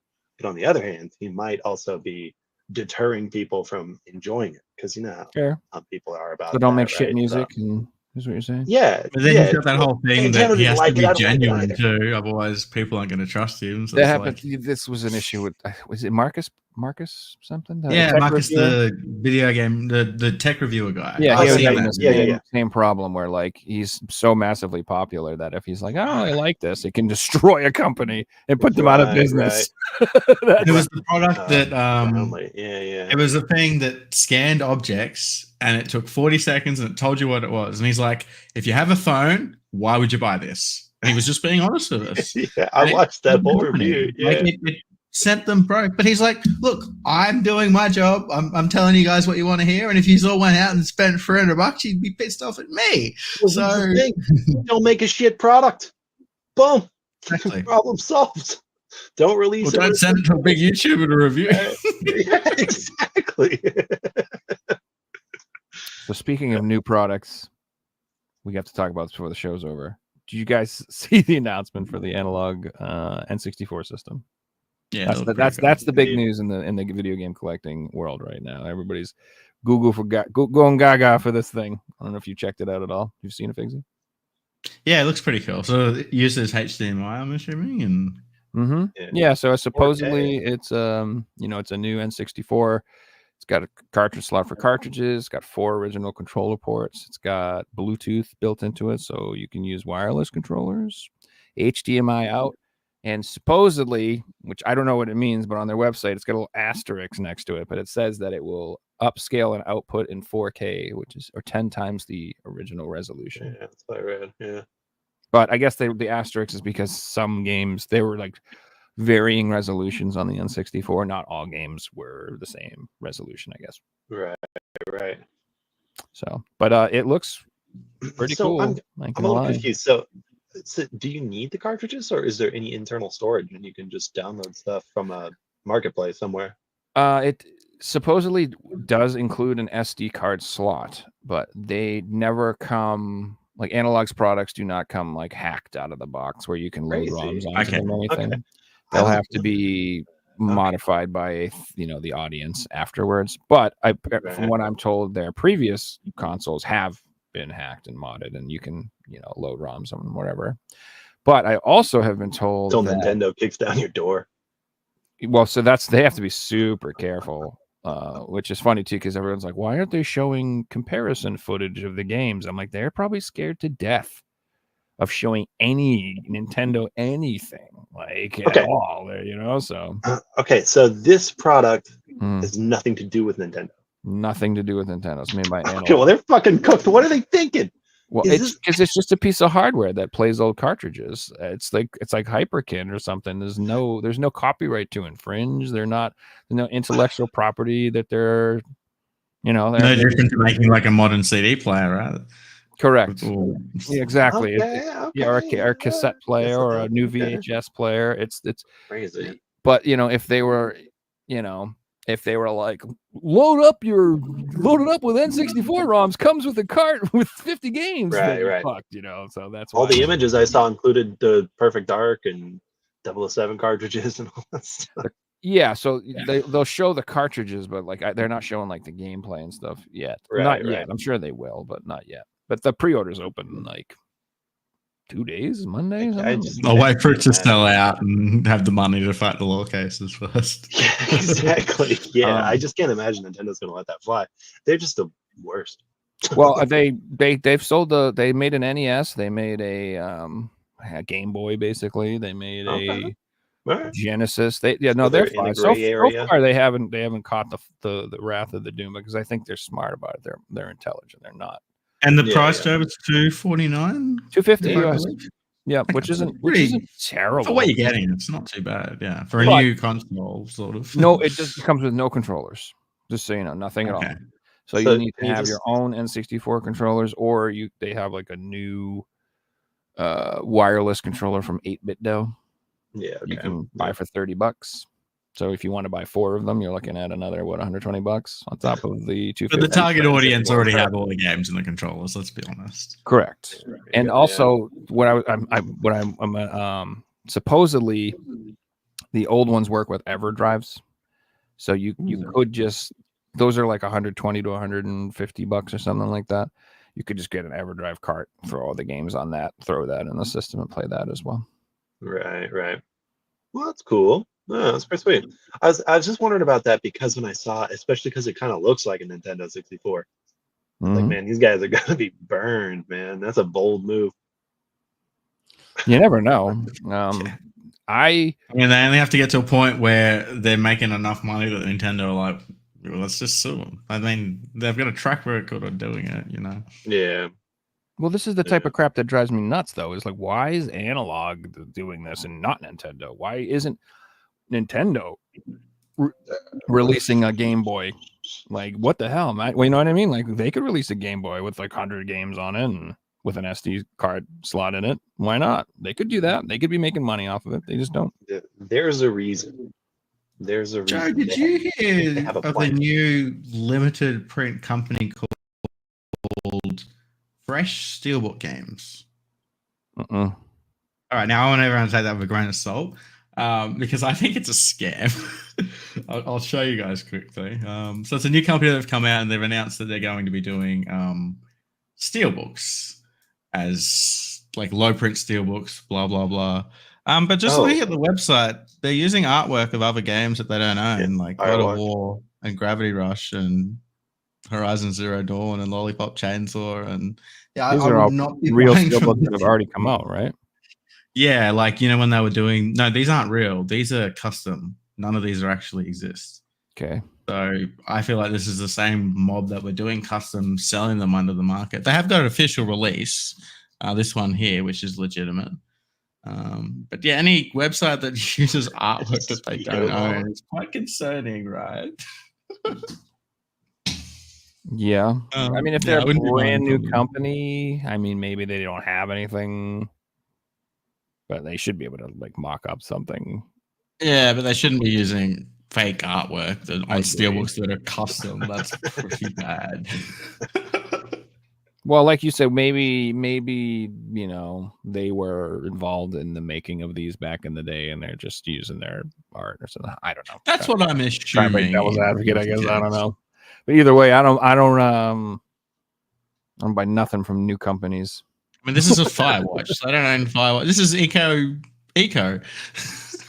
The only new company I bought anything from is the Doug's game, Rocket Games, from my LRG, because, like, you know, he's done that before. I trust him. Yeah. Exactly. You know what I mean? You know. Or when they did, what was the guy who worked at Limited Run who did that? Revenge of the Bird King, like that, you know, something like that. Sure. Forget the guy's name. Shit, I don't trust half of the companies that have been out for 5 years. I don't trust them either. Have you seen that Chained Echo copies have been like posted? Oh, no, there was a Chained Echoes on eBay. Really? How would it get on there? I haven't sent them out yet. That's an employee copy, bro. Probably. Yeah, so I was going to mention that. Yeah, First Press Games, which, like I said, buy at your own risk. I'm not telling anyone to buy nothing from them. But they did announce supposedly that the Chained Echoes PS4 copies are in stock. This is the same game that was on sale in 2020 or 2019 that they took everyone's money for and still haven't shipped them. Correct. And supposedly they've been sending out, they said like a bunch of collector's editions are finally in stock, and they're going to be sending out all these games. But I think I'm missing the story here. What is it? What happened here? So this game came out called Chained Echoes, and it's meant to be an amazing game. It's sort of like Sea of Stars. It was like the rival to that, which blew up. Mhm. And this company, First Press Games, got the license for it, and they sold out pre-orders, blah, blah, blah. 4 years later, no one's gotten their copies. They've turned off replies on Twitter. You know, they're just not just this game, by the way. They have dozens of games that are like this. Dozens. Every 6 months, they put out a new statement saying, "Hey, your games are still coming. We've just had dramas again. Give us some time." By the way, we've got new pre-orders, guys." Yeah, and so Chained Echoes, they were like sent out a thing saying they're in stock and ready to ship. Okay, and that was like fucking weeks and weeks and weeks and weeks and weeks ago. They have nothing shipped, but they did say, now just remember it can take a little while for it to actually ship from our warehouse. So, you know, just because it says it's ready to ship, that means, you know, within 3 months or so, maybe we'll ship it. I'm like, ready to I don't know what ready to ship means to them, but apparently it means we'll get to it in a month or two. So I don't know. Just the week there was a copy on eBay and it was hundreds and hundreds of dollars, you know. So how else would, it's not a customer. No one's received their copies yet, not even collectors in Germany where they're located. Like, this is an employee. Right. Dude, I don't blame them. If they were like, yeah, you can take a copy home, I'd be like, well, I'm the only one who has one. Well, this in the whole world. Hell yeah, I would do the same thing. This might be the only copy. Yeah. Speaking of that's crazy rare copies of games too, I want to just bitch for a moment. So you guys know that Halloween Evil Dead game was supposed to come out this week. Have you seen that? The Ash vs Evil Dead collaboration one, yeah. Is it like the Dead by Daylight type game? That one? It's a Halloween game and an Evil Dead game packaged into one. And basically, they're both like 2D action games, sort of like Ghouls and Ghosts or Ghosts and Goblins or something like that. Okay, yeah. Something like that. And so, you know, I'm a massive Evil Dead fan. Like, I'm literally like my favorite thing in the world. It's like my favorite franchise ever. And I immediately was like, oh, ordering the collector's edition. Anything Evil Dead, even though this one was really like a Halloween collector's edition, the Evil Dead part's kind of like thrown in as an afterthought. I ordered that baby immediately. So it was $100 plus shipping is like $110. And you can see here Switch, Xbox One X, PS5, and PS4. Correct. Yeah. This is their website. So you order it, and then you say, what copy do you want? I said, I want my PS4 copy. They're like, great. So the game's supposed to come out this week. And literally like 48 hours before the game's supposed to come out, like literally like 2 days before it comes out, I get an email. They're like, fortunately, like there just wasn't enough interest in the PS4 copy. So we're just not going to make those. And we're just going to send you a PS5 copy. Is that cool? And I wrote back to them, no. In fact, that is not cool because I gave you $110 for a PS4 copy and it's 2 days before it comes out. And you're telling me you're not going to make them. Well, I think you should have had them made probably more than 2 days before they were supposed to come 6 out months anyway. ago or something, right? 2 days is when you're meant to be shipping them because I want it the day of the release. So I'm not joking. If they had sent me that message a month ago and they're like, hey, it doesn't look like the PS4 copy is going to happen, I would have been like, oh, okay. It's refund. The fact that they did it 2 days before it shipped pissed me the fuck up. And here's the thing that drove me that was really like what made me crazy is that like there's not enough interest for the PS4 copy, so we're canceling the PS4 collector's edition. I'm like, all right. And then I went on eBay or Amazon or Walmart or Target, and they're selling the PS4 copies. And I'm like, what is happening?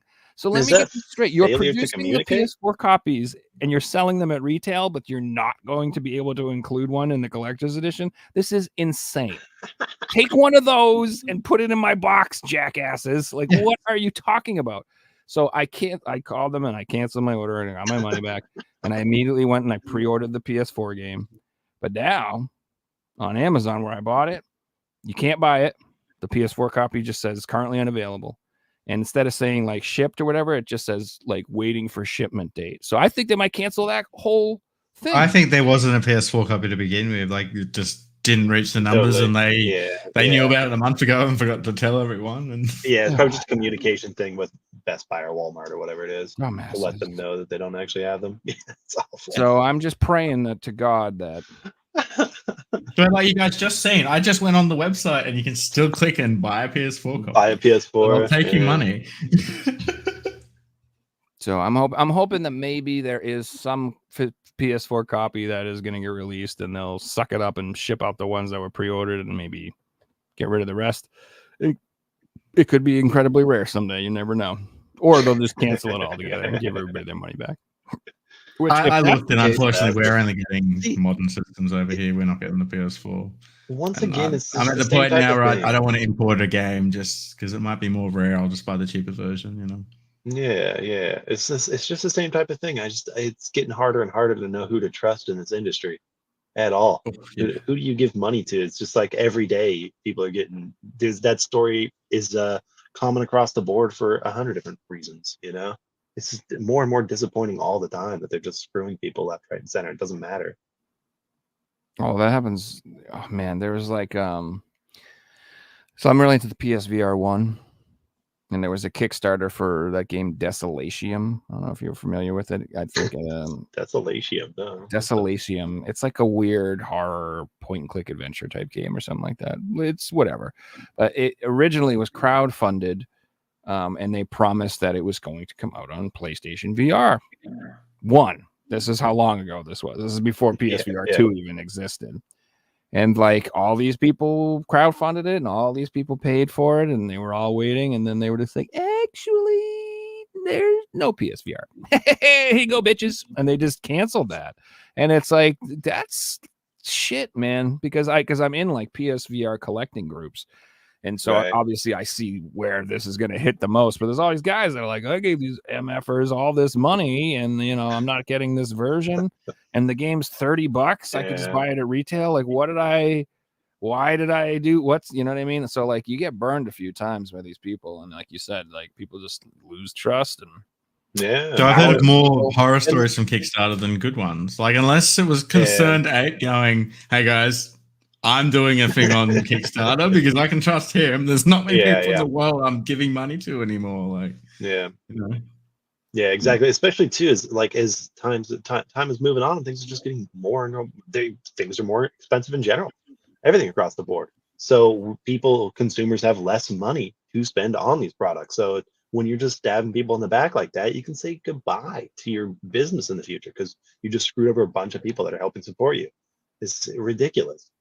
And it's endless. These stories are endless. They are all over the place in this industry. It's ridiculous. Mm-hmm. And most of the time, you can just wait and it'll come out the same price at retail or cheaper. Well, sometimes the retail version will have more content than the Kickstarter version. It's like, why? You've just made the more desirable version, not that one. That makes no sense. It's true. Yeah, it's terrible, man. I don't like pre-ordering nothing anymore. I don't like I said, my trust is just gone in like everything. I like same thing with TV shows, same thing with movies, same thing with games. Like I don't buy, very rarely do I just like buy something day one blind.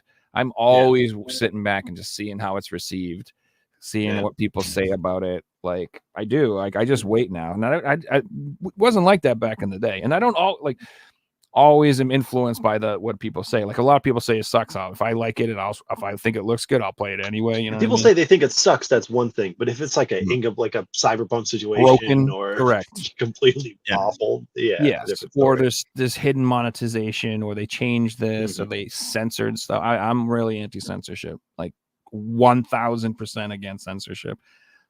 I don't care what it is. Like, I really don't. Like, I'm against it.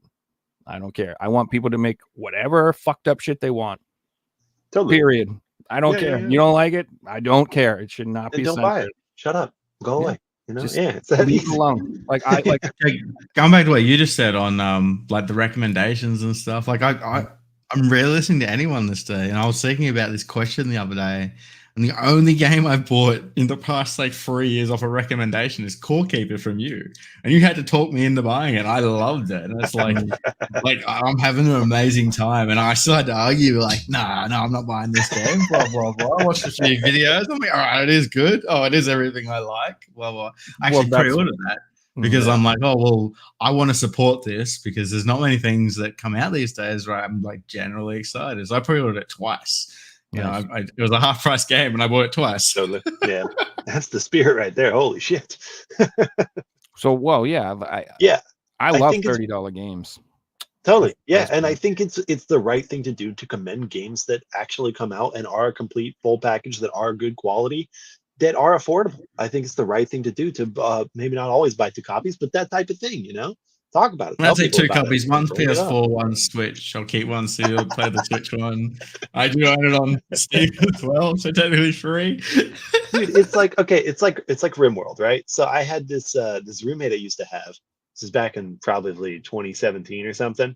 It's the first time I ever saw anybody playing RimWorld, and he was playing quite a bit. So he would tell me the stories. He'd be like, "Oh yeah, you know, like my dog got pissed off and drank all the beer or whatever." And I was like, "What the hell game are you playing?" I thought it was so strange. And so I pirated RimWorld, and for 6 months, I would wager 500 hours into that game. That's all that I did. That's all that I talked about. Played so much of it. I realized, man, it's been 6 months. This game is $30. I'll just go on Steam and buy it.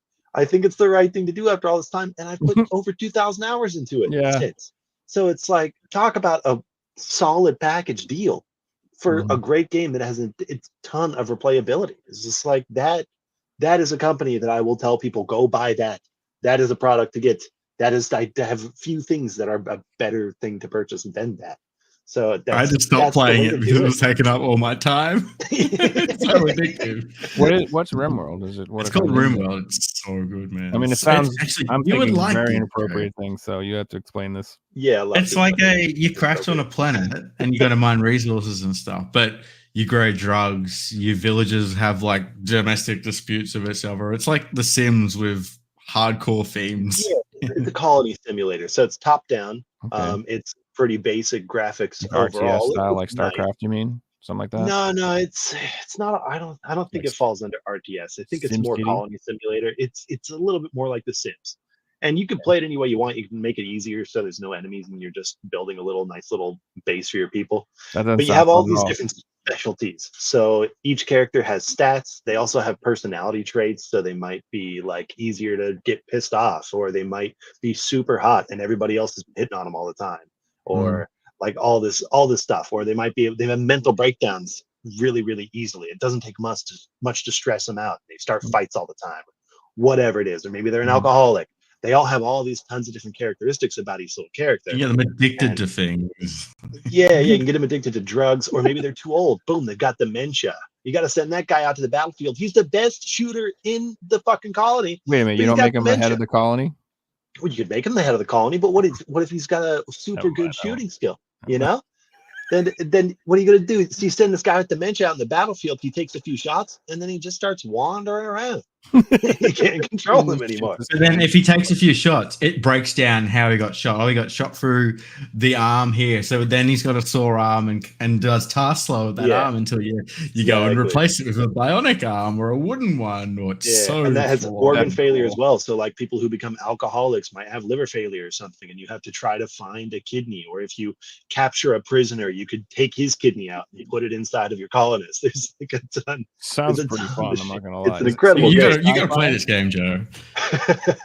I mean, I do love that, you know, and my girlfriend loves The Sims. So anything that she would, if she would, any game we can play together, or like she would watch me play, I'm like into that. So yeah, I've tried to get my sisters, because both of my sisters are ridiculous with The Sims, and both of them are like, that game looks awesome.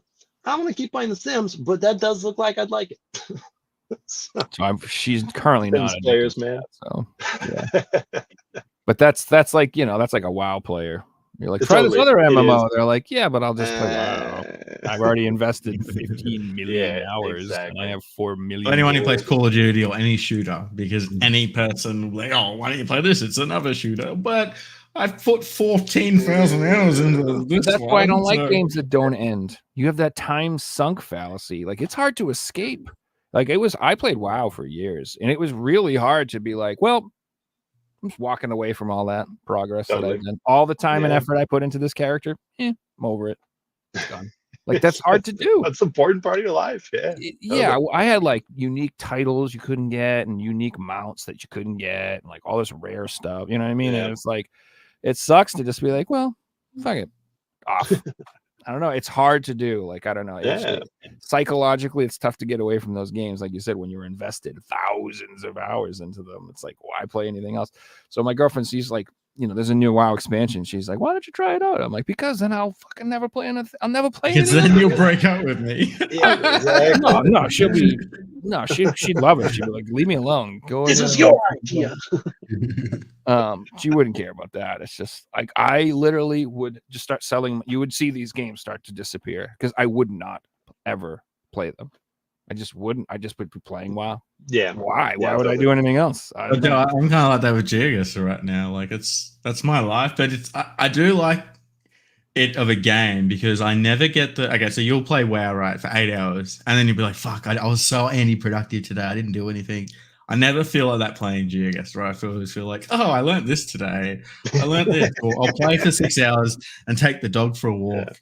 And start looking at the trees and be like, oh, that's this eucalyptus tree, and this pole here's got this thing on it that's only in Victoria, and that's what I love about the game. I'll go for a car trip, and I'll just stare out the window like, this is amazing.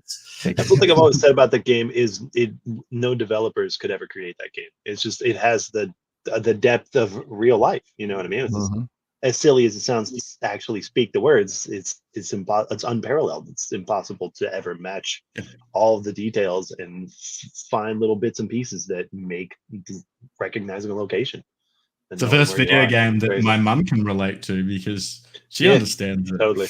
Yeah. I've never played something that my mum gets, but she'll sit there and watch me play, and I'll get her to do it. She'll be like, "Oh, that looks like here," and I'll put up like, you know, our home areas that we grew up in. She's like, "Oh, that's here and that's here," and it makes sense and it's a lot of fun. And totally. I got her to watch the World Cup, and she understood it and everything. You know. Yeah, yeah. It's not a big gap there. You know, yeah. This is someone who never has played a video game. Overwatch or something. It's like, what the fuck am I looking at? Well, yeah, exactly. That's just overstimulating to old folks. Yeah, totally. My parents. I remember to me, my dad used to play video games, and like I remember he liked he was down for the Atari, totally handled. It was one button. And he was totally down for NES and Sega Master System. There was 2 buttons, no problem. We got to this Genesis. There was 3 buttons. He was like, okay, all right, I can handle this. Whoa. We got the PlayStation, and he was like, fuck that. Too many buttons because the R triggers and the L triggers and the up, down, and the 4 square. But he was like, that's it. I'm overwhelmed. Until he finds out L freezer. Nope, it's done. Seriously. Well, now I'd be like, put on the VR helmet. He would have been like, what the fuck? I feel like even VR though, call me crazy. I've never really fiddled in VR very much.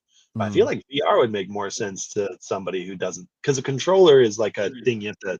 It's supposed to simulate me doing this, you know. Whereas in VR, at least I can just try and grab the thing. You're talking about old people, though. For young people, yes.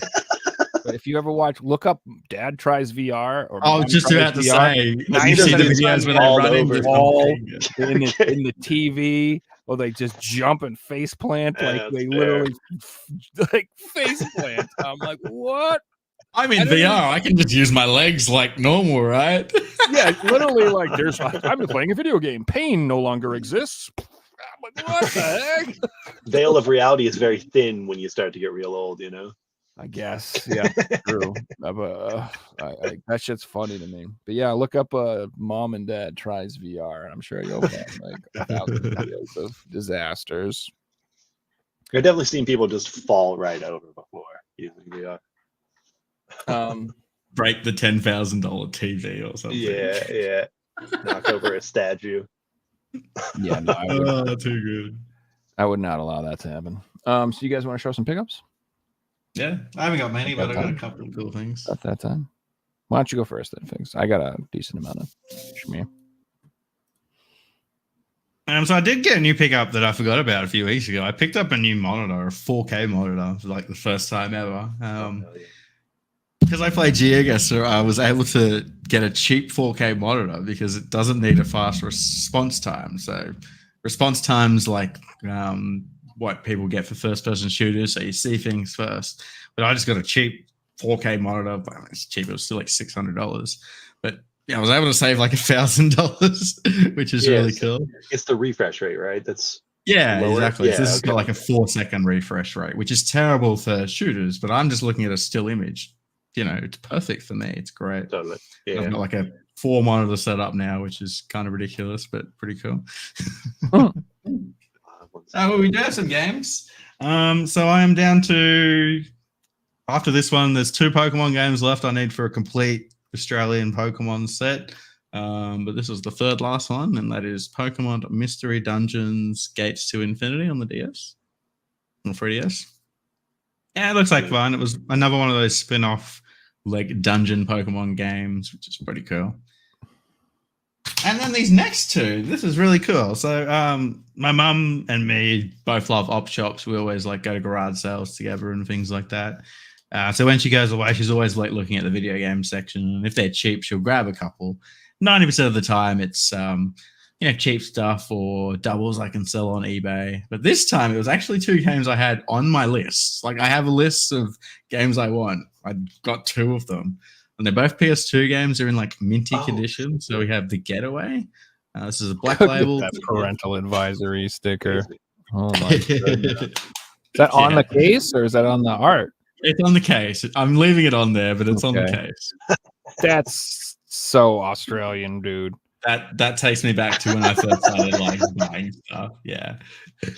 So we have those. I haven't got the big red sticker, so that's why. I don't think I've ever seen a parental advisory on a game before here. Maybe I'm crazy, but I don't think I've ever seen that. Mature instead. Yeah. They would have been. That was The Getaway, though. That was pretty like hardcore for its time. I remember that game. I forgot all about it. It was like it was the GTA killer that didn't work. Yeah. One of them many in the early days for sure. Killer. And then this next one, I guess, is kind of similar. I've been after this one for a while because I've got LA, and this is True Crime New York City, and this one's actually quite expensive. Like $30-$40 this day. It's a fun Funnily game. enough, I was looking this up on eBay like 2 weeks ago, so I knew the price of it. I'm like, oh, that's expensive. Absolutely minty copy. Super happy to have it. It was on my list. So yeah, super I don't think we got that in the US. It's funny enough. Really? I could be wrong, but I remember I don't know if we got the True Crime games here. Maybe I'm wrong. Yeah. That's it for this week. I've been mentioning, I've been collecting CDs. I'm a liar. I was chatting to a collector this morning saying that he's been picking up CDs, and he reckons he just went to a new op shop, and like everyone was going for the CDs, like the video games back in the day. So maybe CDs will be the next thing. It's not the True Crime. There's another game like that only got a European release. I just can't remember what it's called. Scarface. No. Yeah. It's Driver. I'd have it in there if it's like that. What do you go first, Joe? That's all I got this week. Yeah, there's True Crime Streets of LA, True Crime New York City. Whatever. I'm full of it. I don't remember. It's just something in my tickling in my brain from when I looked through the games when I was downloading everything. All right. The Godfather. Did you have anything you wanted to show, Murph, before I go? I got a whole bunch. Not offhand. No, not all right, no worries. Yeah. So the first thing I got was I picked up Wargroove 1 and 2. Oh yeah, nice. I got the first one on the Switch, actually. So I have the first one, I think, on PS4. I think is it a rhythm game? I remember picking it up. It did come out. No, I think the first one came out on Switch too. I'm not saying it didn't come out. Yeah, it was like a $5 Switch game, which the carts are worth more than that to it make. Was super cheap. And then same thing. I bought it when I bought it on the PS4. It was like $5 too. It was super cheap. But this got a Switch release, the combo from Super Rare Games. So if you want like the more expensive version, you can get the Super Rare one. But this is a Japanese version that came out. And it's got English on the cart, and I personally I like the artwork better. That looks great. Yeah. Like 99% of the time, the Japanese artwork, in my opinion, is better because there's more to it. They always they're busier. There's like more characters. There's more things going on. Into it. And then the Western ones always are like a dumbed down, more simplistic thing, which I don't know why that is, but like maybe they don't like us to be as cluttered in the West or whatever. Yeah, anyway, they were just some dudes in a boardroom that decided that's the way it needs to be. Correct. Yeah, sure. Yeah. But these are like turn-based strategy games, kind of like Shining Force, those types of things. Is that heavy, Joe? No, not really. Because I remember the regular version came with like a manual, it came with a map, and it came with like some postcards and stuff too. I don't think this comes with anything fancy. It came with postcards? Yeah, you get some weird stuff in games. I mean, I got games that have underwear in them. Yeah, but that's because it's the yours. Catherine cheap something edition. That's I don't know. No comment. I'm gonna open it. Reggie, if you're still watching, I do open my games occasionally. All right. Nothing. Oh, The most depressing thing to see when you open a Switch case. Rip. Not even any flip. Especially the white background. It's not even got like Look at the that artwork there. You know what? I bet the Super Rare version's got cool artwork. Screw you, Japan. And Jared's got the slot to put a little manual, but no manual. Yeah. Whatever. It's like that useless meme. Have you ever felt useless when it's got like you're buying the steelbook and it has a slot for a disc, but no disc, and the collector's edition that was $500. So another Japanese Switch game I got, Monster Hunter Stories. Nice. So this was like a weird one. Like they came out originally on the Switch, they came out with Monster Hunter Stories 2, like as a standalone release, which I picked that up. And then they came out with enhanced version or something like that, where you could get 1 and 2 together, but 1 was a download code. And so I was like, well, screw that. I don't want a download code. But in Japan, they released just this physical version of the game that just has 1 on it. So instead of getting the one that has a combo with 1 digital version, I opted for the standalone 2 and the standalone 1. So that way I have them both on a cartridge. And the next question, is it in English? Oh, yeah. Yeah. Okay, sweet. I hope. I usually check that shit before I buy it. So it's usually the case these days. If there's an English version, it will be included on the Japanese release. Yeah. So this next one, me and my buddies played the board game for this. Have you guys ever played Slay the Spire? You ever heard of this? No, I got a video game. Loves this though. Yeah. So this is a deck builder, which is not. This is not like normally my forte, let's say. Totally. But like my buddy bought the actual tabletop version of this game and he brought it over and we played it and it was so much fun. Like I loved it. So I was like, dude, I'm getting this game. So I picked it up and supposedly this is like one of the best building games. It's like what it's like the one everybody mentions when they say you tried this one. Absolutely. You know? Yeah. I know it's got like I think it's like top 50 rated games on all of Steam as well. I'm pretty sure it's way up there. It's really good. And I enjoyed it. And highly recommend it. And for a while it was actually kind of sought after, but VGP reprinted it, I believe, and you can get it from them for cheap. But for a while, if I remember correctly, this Switch version was getting a little expensive. The PS4 version was never expensive, but it's gone up. Yeah, I was going to say PS4 version's always been cheap. It was, but now it's like it's not as readily available and it's creeping up a little bit. So I'm not saying this is going to be some crazy expensive game or anything like that, but I do think it will be more expensive than it is now. Put it that way. Bit off topic, Joe, but that I was doing an order from Germany this week, and I was ordering a bunch of games, and I looked up that Silver Chains game. It's like 300 euros now. Dude, it's that game's gonna go off. Just like, please get a reprint because I'm not paying that. So I don't want to talk about it too much or overhype it because it will get reprinted at some point if I do that. But like that, if it does not get a reprint, that will be the rarest PS4 horror game.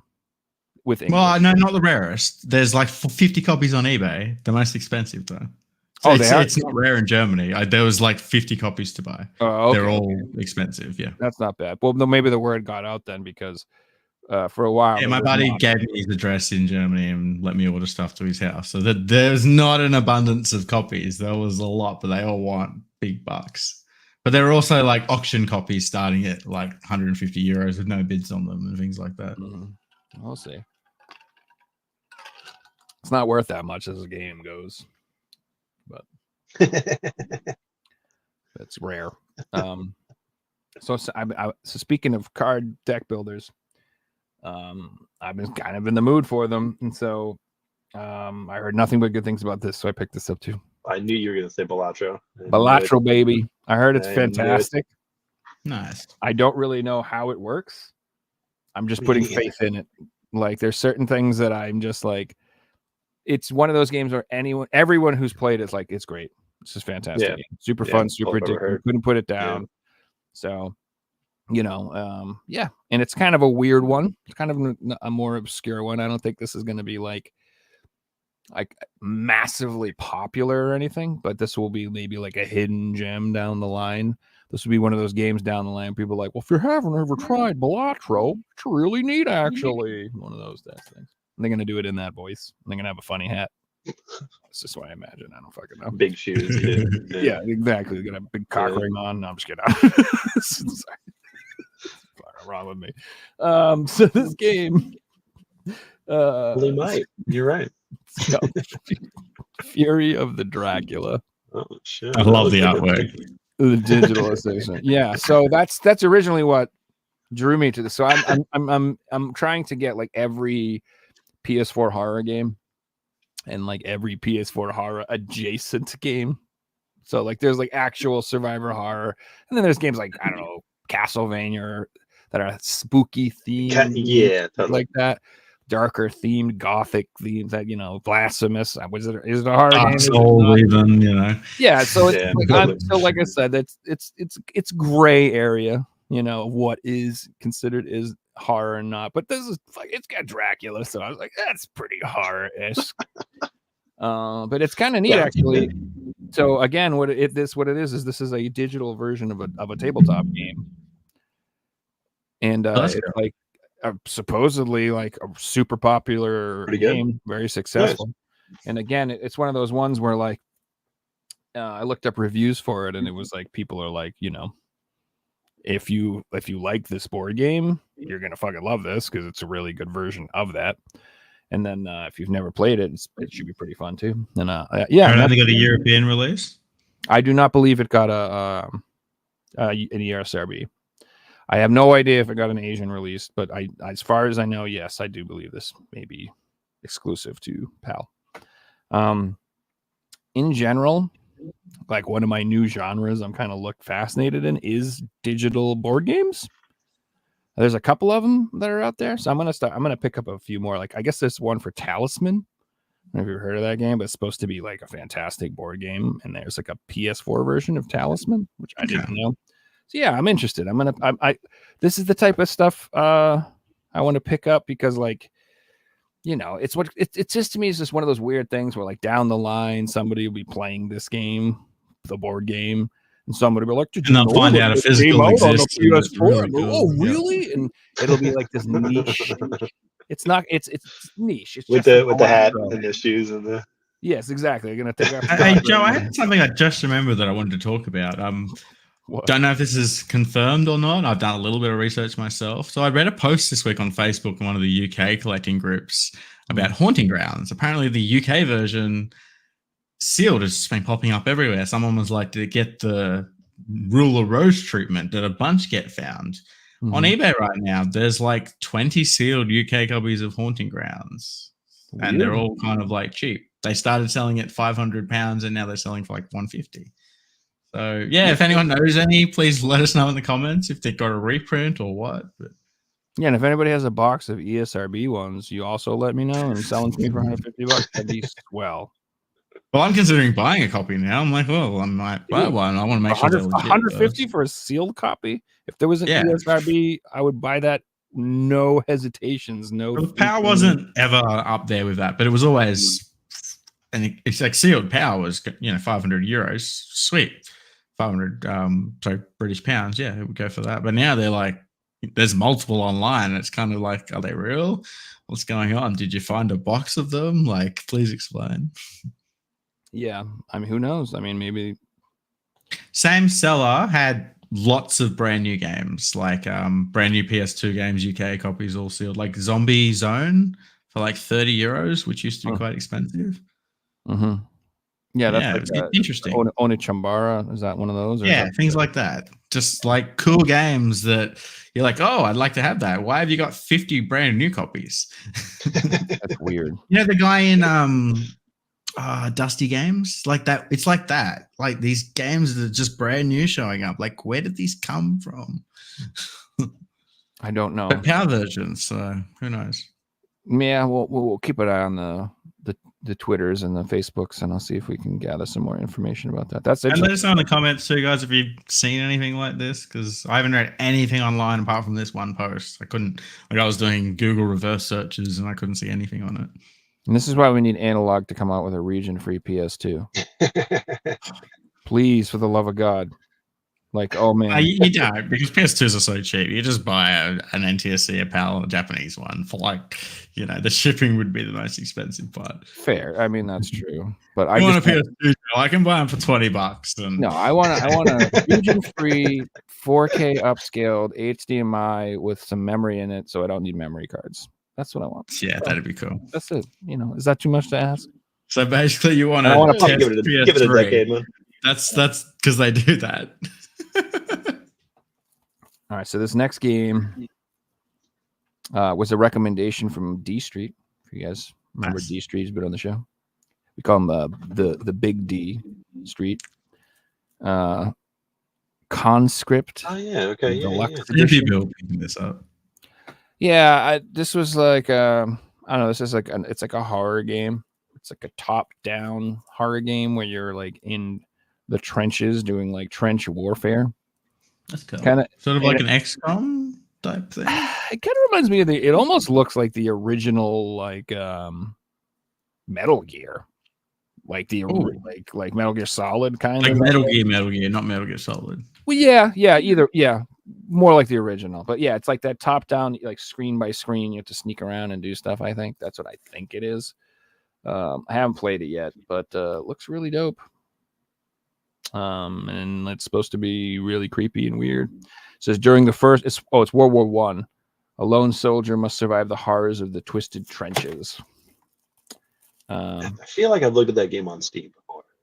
It seems super familiar to me. Yeah, it looks cool. I mean, it's like an indie horror game. I guess this is like his first big release, maybe, or something like that. I saw him on Twitter. It's Team 17. They did Worms, and they've got a lot of good releases. Mm-hmm. But yeah, it's if you want like a rarer, obscure horror game type thing, this will probably be one of them for sure. So I finally picked up the last first-person dungeon crawler I think that I know of. So I'm like at this point, as far as I know, I have all of them. But I got Labyrinth of Refrain, Covenant. Nice. Yeah, I did pick that one up. It was bloody expensive. Yeah, there's two. There's Labyrinth of Galeria and then Labyrinth of Refrain, and this one seems to be the more expensive one. Yeah, first-person dungeon crawlers. That's what they are. I mean, if you're not familiar with, they're like what's like Etrian Odyssey. You ever play those types of games where it's it's interesting. Your version has the MA rating, right? What's that? Yeah, M. So our version over here has the R rating, 18+. No, this is 17+. Okay, is that 17+? That must explain it. So M over here means 15+. Oh, okay. Where that must be. No, we have teens like 13 to 17, I think. Yeah. We need a Beyond M. We do. We need a Beyond M. We need one that's like, so people know this game's gonna fuck you up. And then maybe like this is what I hate censorship, by the way. When we talked about that earlier, like I'm completely against. Like if you have something on here that says, "Hey, this is M, just for mature X-rated, people," you know, you should be able to do whatever you want. You want. Like it's for adults. Like I don't want why, but they're like there'll be an M-rated game and they'll be like, we gotta take away that cleavage. I'm like, what? What are you talking about? Like porn doesn't exist and it's illegal or something. Well, the very There's concept, the very second biggest website in the world. The very concept that there's something bad or wrong about men enjoying looking at attractive women is insane. That's pure madness. That is like saying men shouldn't like nice cars, men shouldn't like beautiful sunsets, men shouldn't like fucking tasty food. You're insane. I mean, I think it's the same crazy shit. It's just the same as anybody would feel about anything attractive that goes for a sunset or a painting or a person. It's anything beautiful. What is the doesn't matter. Not just that, it can be like over excessive swearing or violence or anything. Like people want to watch those certain type of movies. Like there's horror buffs who only want to watch. Oftentimes that's the coolest shit. Scary shit. Tarantino chopping people up with chainsaws or something. Like, Human Centipede exists. That one if we were going to ban anything, we can censor that. I think we could vote as a civilization. At least number 2 and 3 should have been censored. We should. I think we should start right here. Grassroots movement to get those movies taken off shelves. We need to get those banned. That's what I think we should do. Or make them played in preschools. No, I'm good. But I think it just comes down to the whole, like, back in the day, video games were made for kids. So let's just keep those rules in and we'll keep these made for kids. And if you want to do that type of stuff, make a movie. That is the problem, is that it's, they're like, even though it's for M, parents will buy them for kids and blah, blah, blah, blah. Don't do that. Be parents. Don't, pay attention what you're buying. Yeah. Like you said, Joe, they could have this is not for kids on the rating, and the mum would still buy it and then complain that a little Timmy didn't. Well, they put an extreme rating on it. Literally put an M and then have an X. Be like extreme. It's got extreme content, extreme graphic violence, extreme nudity, extreme whatever. Poop throwing, whatever you want to put in there. Extreme poop throwing. That's right. Okay. That's a sport. Charge $1,000. Japanese TV shows. Yeah, whatever. So this I double dipped on. I couldn't help myself. I actually really wanted this game. It's called Thunder Ray from the good old East Asia Soft. I even got the fancy PS5 version. Nice. So basically, boy, did this back not tell you shit. I like how the covers are contrasting colors too. You got the purple one and the yellow one. That's true. They are very, very different.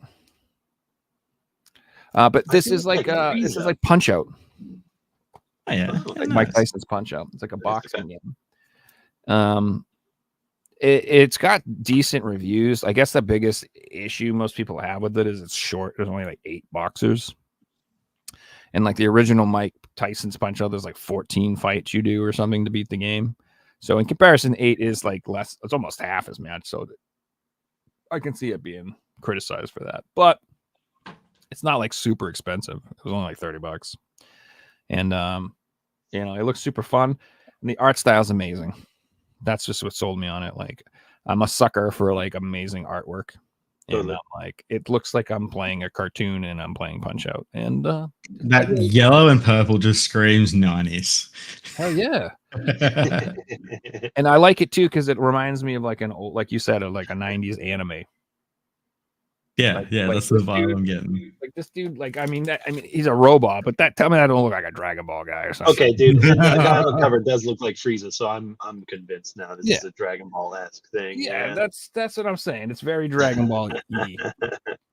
Which, by the way, how I said I rarely ever buy new games or whatever. I definitely bought the new Dragon Ball Sparking game. That fucking looks insane. I can't wait till it gets here, man. I'm so pumped. It looks so good. See, that's the type of game that every Dragon Ball game I've just waited and always got them cheap. You know, it's a game that I'm confident I will be able to get this one cheap, even though we're in that age where there's less physical media out there. I'm held off on them, and I'll wait till it's $20 and grab it. I want to do that, but I'm scared, Figsy. I'm scared. Some games that they don't get cheap. I know, it's getting to that Space point. Marine 2, you know that Space Marine 2? I don't think that game's ever going to be cheap. I just don't. I think it's going to be expensive, and then it's going to sell out, and it's going to be more expensive. That is an interesting game, though, because it's at a wrong. crossroads. Keep buying these because these still exist. All games are still out there. I don't want to. I got no interest in spending $100 on every game. Like I'm enjoying collecting CDs because I'm only spending $1 on them, and when I pick up 5, it's $5 worth of pickups, and that's cool to me. You know, I bought a bunch of games this week off eBay, and every single one was less than $10. But it was like on my list. It was, you know, something I've been after for a while. And it's like cool to get something for like $6. That's why I like buying these DVDs. I still same thing. 4Ks. Like I've said in the past, people talk about the good old days of game collecting and how easy it was to find cheap games, and you could buy big bundles for cheap. That's how it is for 4Ks and Blu-rays right now. If you want to collect movies, you just go on Marketplace and go on. People will be like 100 movies, $20. I'm like, this sounds good. You know what I mean? And then, you know, maybe half of them I don't care about, but who cares? Yeah, I literally could just pick out the half I want, box up all the shit I don't want, wait a decade until there's no fucking, you can't get none of these in the stores. It'll just be like the video games. I'll have all this stuff hanging around. You won't be able to buy it anywhere. It'll all be secondhand market. And then all of a sudden I'll be like, hey, my copy of Bad Boys 2 looks pretty good. Oh, well, brother, I'll buy that right now for $100. Let's go. Yeah. I got a little story to tell you, and I have to apologize because I didn't make a YouTube video out of this. But last Sunday, me and my mum went to this little town that was doing this thing called like a town-wide garage sale. And I woke up at like 7 o'clock. I was just too tired to make a YouTube video, but I was in the mood to shop. Anyway, you go to the primary school and you buy a map for $1, and the map's got 40 garage sales throughout this tiny town, and we just smashed them all out. And then in the middle of the oval, which is a tiny town, they have a car boot sale, and there was like 50 different stalls, and I ended up buying, which one stall had seasons of DVDs. These are like $1 each, and it was all stuff that I can sell on eBay for like $40, $50. So Hell yeah. I literally Whole spent seasons? every single dollar I brought down there, like to the dollar. That's Nice. sick, dude. Didn't get any video games, so I didn't really mind not filming it for YouTube. But it was really cool. Like I've never had anything like this before. It was fun. Yeah. Dude, that's Yeah. sick. And Especially like, these days. There's Good. just so many people who have just a gigantic stockpile in their garage of shit that's been sitting there for 30 years, Yep. and their kids have moved out and they don't know what it is. Like a garage. Especially if sale. you're buying in So, bulk. If you're buying in bulk, people will be willing to give you deals. Like Yeah, they that want it guy, I down. bought 200 DVDs for like $150. And I'm literally going to turn this into thousands of dollars. You know, crazy. yeah, and if you know what you're doing with them TV series, like you said, like there's a lot of like some of the DVDs especially are like more of the obscure shows. They never got a Blu-ray release. They never got a 4K release. So that DVD version is the definitive version, the only version you can own. And so you may not realize that like the Heart of Dixie season 4 is worth $70, but it is. Season 3 is. motherfucker. Because season 3 didn't get a North American release. So season 3 is actually worth Motherfucking, I was just joking. No, you know? you used a good example. Heart of Dixie season 3 didn't get Yeah. released in the US. Mhm. So I can sell it for $70 and it sells within like 24 hours. Yeah, dude. So Good example. well, the reason I knew that is because my girlfriend was like trying to buy up some shows, and she was like, "Heart of Dixie's insane." I'm like, "Yeah, this shit happens." I can get it pretty cheap, Joe, if you really want it. Nah, we got it covered, man. But like, yeah, dude, like people sleep on that stuff. I'm telling you, that'll be like a thing. I don't want people to go out and start buying a garage full of DVDs or anything. I'm saying, No, I've been Just fired. on Don't worry that. about that. I'm That on it. particular one Yeah. you can buy in Australia for $10 because there's only a few sellers who do international postage. But I'm one of the ones who know that that's a particular one that I can sell to the US in like 24 hours and make bank on it. so I have one more pickup. I mean, so I got my 4K copy of Dread.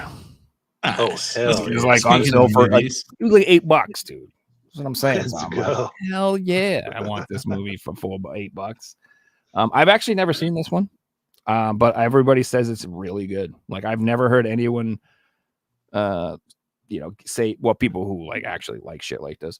I mean, I'm sure my girlfriend probably wouldn't be a fan, but most people who are into this, they say this is a great movie. They say it's really well done. It's just like true to the comics. It's just a solid movie, no bullshit. And I'm really looking forward to it. And for $8, I couldn't say no. I mean, last week I shut up Howard the Duck. So if you have any, I mean, I'm buying whatever. Anything I see that's cheap, I'm like, yeah. well, if you look at that, you're actually buying it 3 times because that comes with 4K, the the Blu-ray, digital version, the 4K, and the DVD, right? Or Does is it also come with commentary? So that's one of the things about 4Ks and Blu-rays that kind of suck. They take that stuff out of there? Not all. So this one's got featurettes, motion comic prequel trailers, featurette, visual effects, 35. What's a Yeah, featurette? What is it supposed to mean? So it doesn't have like a I don't fucking know. It says welcome to the Peach Trees featurette. You make that what you will. I don't. Yeah, that's the one thing. DVDs were way better for extra features. They really were. Do you remember DVD games? Yeah, you could some of them are menu games. Yep, trivia games. Some of them, but Yeah, Okay, I used to love that stuff. Yeah. they would have deleted scenes, directors, commentary tracks. I stumbled across actors, this thing recently, and it commentaries. was it's something I had completely forgotten about. Was the old Pixar films like Ants and like the first Toy Story and stuff? Those had deleted scenes. They had deleted scenes and blooper reels where they went through and made extra animations of them like putting a kick me post-it note on the back of Buzz Lightyear and stuff. And That's that funny. made it into the deleted scenes. I thought that Like, was how such a could you watch clever those little idea. today if you didn't have the DVD and it's not on YouTube? Good luck. Exactly. You're not watching it. I thought that was so cool. They went through extra work to make that just to feel, I don't know, make the characters more alive. And it's a really nice touch. That's something that's completely lost now. There's none of that. So Disney, It's almost like that was the unfinished product. We can't show that. That's not the perfect one. the Disney I love movies in general are like some of my favorite things to buy on physical because I don't want Disney Plus. And everyone's like, but you can watch this, and this. I'm like, but I just buy that and then I never need Disney Plus. Like, why if you don't sign I up just, for Disney Plus, you're waiving buy your the rights Toy to having Stories I want to with watch? Disney. I want, so I got, I got like the Toy Stories and I got like Lilo and Stitch and fucking, Monsters Inc. and the few ones I want. And that's good. Yeah. I'm good. And now I don't have to subscribe to Disney Plus to watch a bunch of crap I don't want to watch anyway. I'm not subscribed to I do want to watch the new Shrek when it comes out, but that's it. Heck yeah. Well, that's not DreamWorks. Okay, yeah. Oh, yeah, you're right. It isn't Disney. Yeah, which is I know way why this better. It's Disney. Yes, Shrek is DreamWorks. So is Despicable Still Me. alive? DreamWorks is destroying, dude. Despicable Me 5, 4 just came out. 4. They did The Incredibles and No, Incredibles Disney. It's just confusing. So yeah, it's a very fine line there. Yeah. But anyway, the point is like, yeah, man, that stuff is gonna be collectible in the future. But Disney is it's one of those brands where like everything is collectible for Disney because there are people who just collect everything Disney. So it's like Lego. You know what I mean? How you're like, or yeah. Nintendo. Yeah, it's one of those brands where it's just a good idea to collect them. Pokemon. There's plenty of them. Correct. Like I bet that the Pokemon movies and DVDs and stuff like that are probably. Yeah, see, they made that Minions lawn mowing movie. They started a lawn mowing company. Mm-hmm. Yeah, this is a real thing. I had no idea. I was just stumbling through Popcorn Time the other day and saw Minions lawnmowers or some shit. There's 2 Minions movies and there's 4 Despicable Me's right now, and Shrek 5 is about to come out. It's just I'm actually excited for that one, Joe. Then there's 2 Puss in Boots spin-offs. I don't know, man. I'm not. I got it's like I've heard those were okay. Excuse me. I mean, I would watch a Shrek for nostalgia purposes, but I don't expect much out of it. Just give me a fun hour and a half. We'll call it a day, right? Like I'm not attached to those, right? Well, there's just supposed to be stupid, lighthearted fun, which is what I like about all kids' movies. They're supposed to be like that. Totally. But to me, it's just like, Shrek was more because I can say Shrek and hear the soundtrack in my head. I can't do that for many other movies like that. That's fair. Yeah. Yeah, and it was like a perfect turn of the century type of thing too. It was like for like a coming of age type of product for people our age. I was at that age where I was like 10, you know. Exactly. Yeah. Well, Smash Mouth is the everything. greatest band ever, so the very fact that Rest in peace. R.A.P. Smash Mouth singer, my man. You ruled the world for like an hour. Good for you, pal. Nah, he ruled the world for a good year. And I mean, he's a meme that has been immortalized. You know, Yeah. Somebody, you know, it's gonna be there forever. Now, Sugar Ray, you can go to hell. I'm saying that right now. This is my like when people ask like, what's my like least liked band in the world? Mark It's fucking McGrath. Sugar Ray, dude. It's they're the worst. Shit.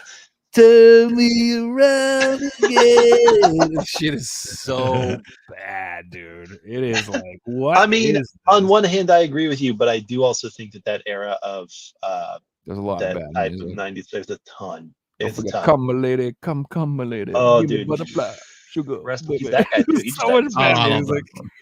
Yeah. I'm just a little bit off topic, but I watched this documentary. It was a V2 video the other day about a TV show set in the early 2000s called The OC. And I watched this back when I was a kid, but I didn't realize yeah, I how remember that influential this show was for music, to the point where new songs would like pay this company so much money to premiere them on the OC. And the OC was where so many songs got premiered from like 2005 to 2010. It's crazy. Really? Like the Killers, all their new songs would first play on the OC, and big bands like that. And guess what? Right. Those will be impossible to stream in the future. All those shows will have licensing issues. They'll have to pay those bands, and they are either going to edit those episodes out, delete those scenes, or change the music because they're not going to pay them. So it's like that happened It'll to just go to Dawson's Creek. TMZ I don't know if you shit. know that. You know the Yeah, I yeah. don't want to wait for our lives to be over. All that shit that isn't in. I've heard that's happened to Scrubs as well. Yeah, probably they It's just crazy. take it all out. So that's another reason why, if you like actually give a damn about the show, you want to get the DVDs or you want to get them on Blu-ray, because that's the only. If you're an OC fan, you can get the whole series for $3 today. That's how cheap these DVDs are. But down the line, they might be expensive because of this reason. Yes. So you got to keep that in mind with shows that have lots of licensed music. That's a problem. It's like I guess. So my girlfriend, she was really into 90210. Yep. And they used to have the Peach Pit. It was like that place they used to go, like some diner or some shit. And I guess there was a ton of scenes with bands and music and stuff like that. And like on the streaming services, that they're just scenes are deleted or the episodes are just gone. They're just not there.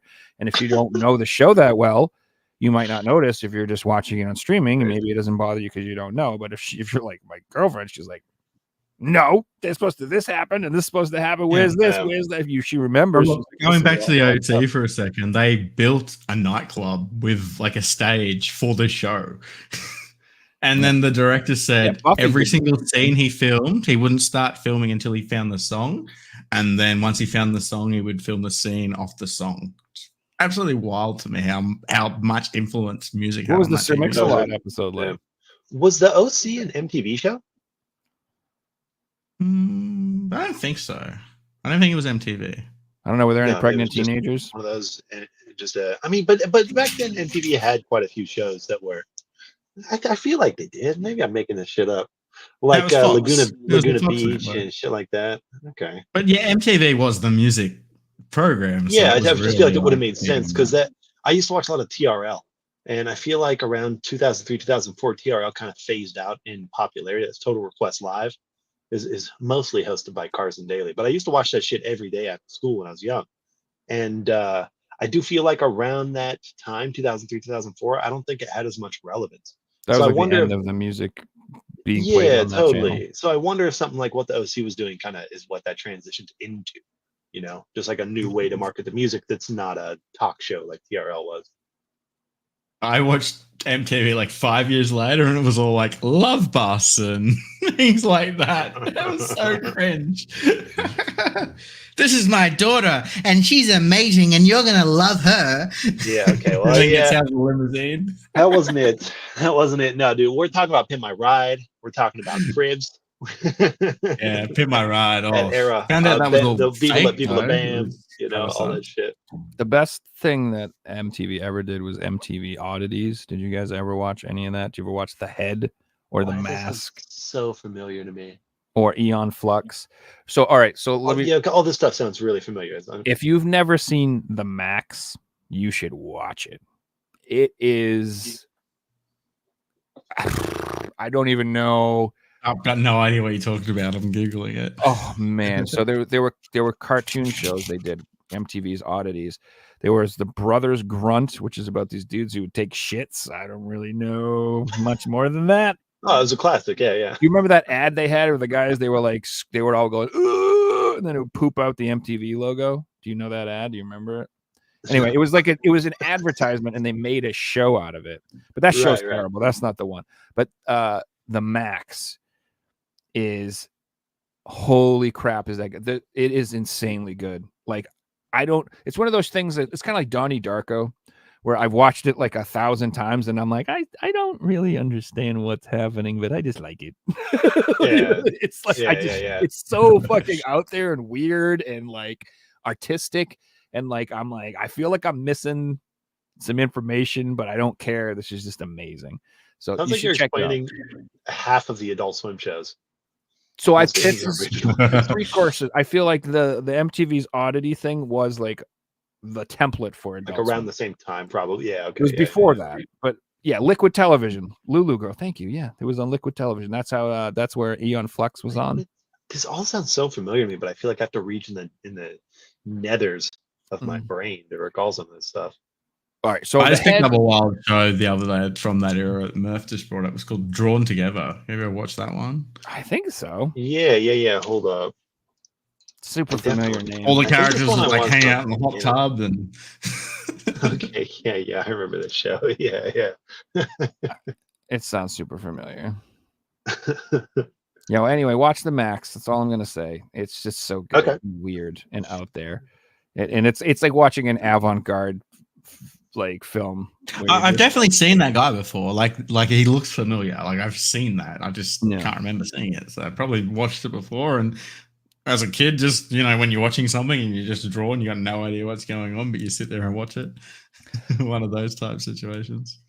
It's hard to explain. Like I don't even know. Like I said, I'm not sure I know what it's going on. Like I feel like he's an imaginary friend. So it's just called. If I just look up like MTV The Max. Yeah, it's called just The Max. Okay, cool. With 2 X's, I believe. Okay, cool. Everyone's going to come. Is it a short? Is it like a 20 minute TV miniseries? 1995. How many episodes? Dude, the artwork is that's where you 13 episodes, so 1 season. Yeah. Okay, gotcha. The artwork is like it's like a comic book. I don't know. It's just like it's got seriously high ratings on IMDb as well. Dude, it's like a hidden gem. All I know is I hope that everybody who watches this episode goes and watches that and is just like, yo, that fucked me up. Why'd you make me watch that? I'm like, I don't know. It fucked me up too. That's why. Jesus. I love that art style. Like the whole, I used to love a cartoon called Johnny Bravo. Love Johnny Bravo. But that love Johnny Bravo. Reminds me of that art style. So I've been there's a racing game on PS2 called like Cartoon Network Racing. I don't know if you know that, but there's a PS3 one as well. Yeah. Oh, it's so fun because you get to play as Johnny Bravo. Yeah, great. It'd be awesome to see a game like that get brought back. What's that? It'd be cool to see a game like that get brought back. We had like multiverses last year, the year before, right? Something like that would be awesome to do with a bunch of Cartoon Network characters. That would be something cool. like a Smash Brothers with, Yeah. And it doesn't have to be a complex game. It could be like a Smash game or a kart racing game. Yeah, that's what they did with multiverses, right? It's like it Scooby-Doo and shit, and it's silly, but it's nice to see a different cast of characters than what we're used to seeing, right? Yeah, that's what I liked. The people make fun of Game Mill all the time, but they are the ones that did the Nickelodeon kart racer games, the Nick Kart Racers, and the third one's it's great. It's a great game. The wild thornberries in that, I'm getting this weird feeling the wild thornberries were in that game. The first 2 games they made in that series, they're fun, but like they were the huge crucial piece they were missing is they didn't have voice acting. And I'm like, you can't put Garfield and the Ninja Turtles and all the Rugrats in the game and not have any voice acting. Like you can't use these characters and totally. So even if it's just one word when you bump into them or something, I have to say, you gotta have something. Yeah, so I mean, it's a whole TV show. Just take some snippets if you need to. What are we doing? So like the new one, they do have it in there, and it's just so much better. Like it's got Invader Zim, and like who wants to play Invader Zim without his voice acting? Like Zim is his crazy voice is the character. Like it's like you know what I mean. It'd be like playing as Hank Hill without him going Bobber. Like no propane, you gotta have him say it, man. What's the point of bringing him in? So anyway, that game's really good if you're looking for like a not Mario Kart alternative. That one's really fun. I like that one. Yeah, okay, nice. Oh yeah. The new Shrek one they made is pretty good too. But most kart races are pretty good. I can't name a bad kart racer. They're usually exactly. It's usually just a hard format to stuff up. Exactly. Yeah. So they usually just lack content. Like the Garfield one's really fun actually, but it's just like there's like 4 maps or whatever, like 8 maps. What do you do? You like throw lasagnas at people and stuff? I don't. Yeah, you do. That's exactly what you do, actually. Yeah. Well, you eat. I think lasagna is a speed boost. Speed boost. Yeah. I did pick that one up actually because it's Garfield. I'm like, I gotta pick that fun. Up. It's super fun, dude. It's cheap, and it's on the 3DS, the Switch, the PS4, and it's super cheap. Yeah, but get it for like $20. Yeah, so as long as you're paying cheap and you know there's not a lot of content in it, it's totally worth it. But it's a little tough when you play Mario Kart 8 and it's got 64 fucking maps or something now, like some absurd. Yeah, but Mario Kart 8 is really Mario Kart 12. They've just kept adding to it. Let's be honest. Yeah. Well, that was what came out today? Mario Party, right? New Mario Party game came out yesterday. Jamboree, that should be arriving tomorrow. Yeah. Nice. Yeah. Much to the chagrin of everyone I know. So that's like a ongoing joke in my household is that I am obsessed with Mario Party, and like no one will play it with me anymore because I just whoop everyone's asses. So it's like they're just like, why would I voluntarily suffer? Well, this one has a 20-player game mode online, and apparently these servers are working well. And even though it's Nintendo, it seems to be fine. You can ruin 19 people's day, Joe. I will. Well, so I already said to like my friends that I'm like, you have to play at least 3 times. Like I told them, I'm like, I'm forcing them. I'm like, you're gonna come over and play fucking Mario, the new Mario Party with me 3 times, and then after that, I'll never ask you again. But I'm paying $60 for this game. And you have you either do that or we're not friends anymore. Please. That's crazy to me. You gotta do sometimes. I mean, I love Mario Party. Did you ever play what was that one? I think it's a Steam game. What is that shit? It's basically replica Mario Party, but what is that game called? Hold up. I know what you're talking about. Old Pummel Party, right? Yeah. Pummel Party. Yeah, but you play with like 9 people or 10 people or something. Yeah, I think it goes up to it's 8, maybe 10. Something like that. I remember it was more than it's solid. It's solid, and it's a little bit more you don't have obviously the cool IP that Mario Party has, but it's a decent game. It works well. The mini games are solid. I mean, they're all kind of a lot of it's kind of copy pasta of Mario Party stuff, but it's a little bit more a simple concept too. So yeah, it's good. It's quality, and it's only like a $10 game. Yeah, so I'm gonna be honest. I'm very excited about the new Mario Party, and I can't wait to play it. But I'm way more excited about getting that Analogue 64 and then using my badass fucking N64 wireless controllers, and then playing Mario Party 3 on that 4K upscaled on my brand new on my nice TV. Oh man, I'm really looking forward to that. You know all the games already. I'm ordering N60 carts.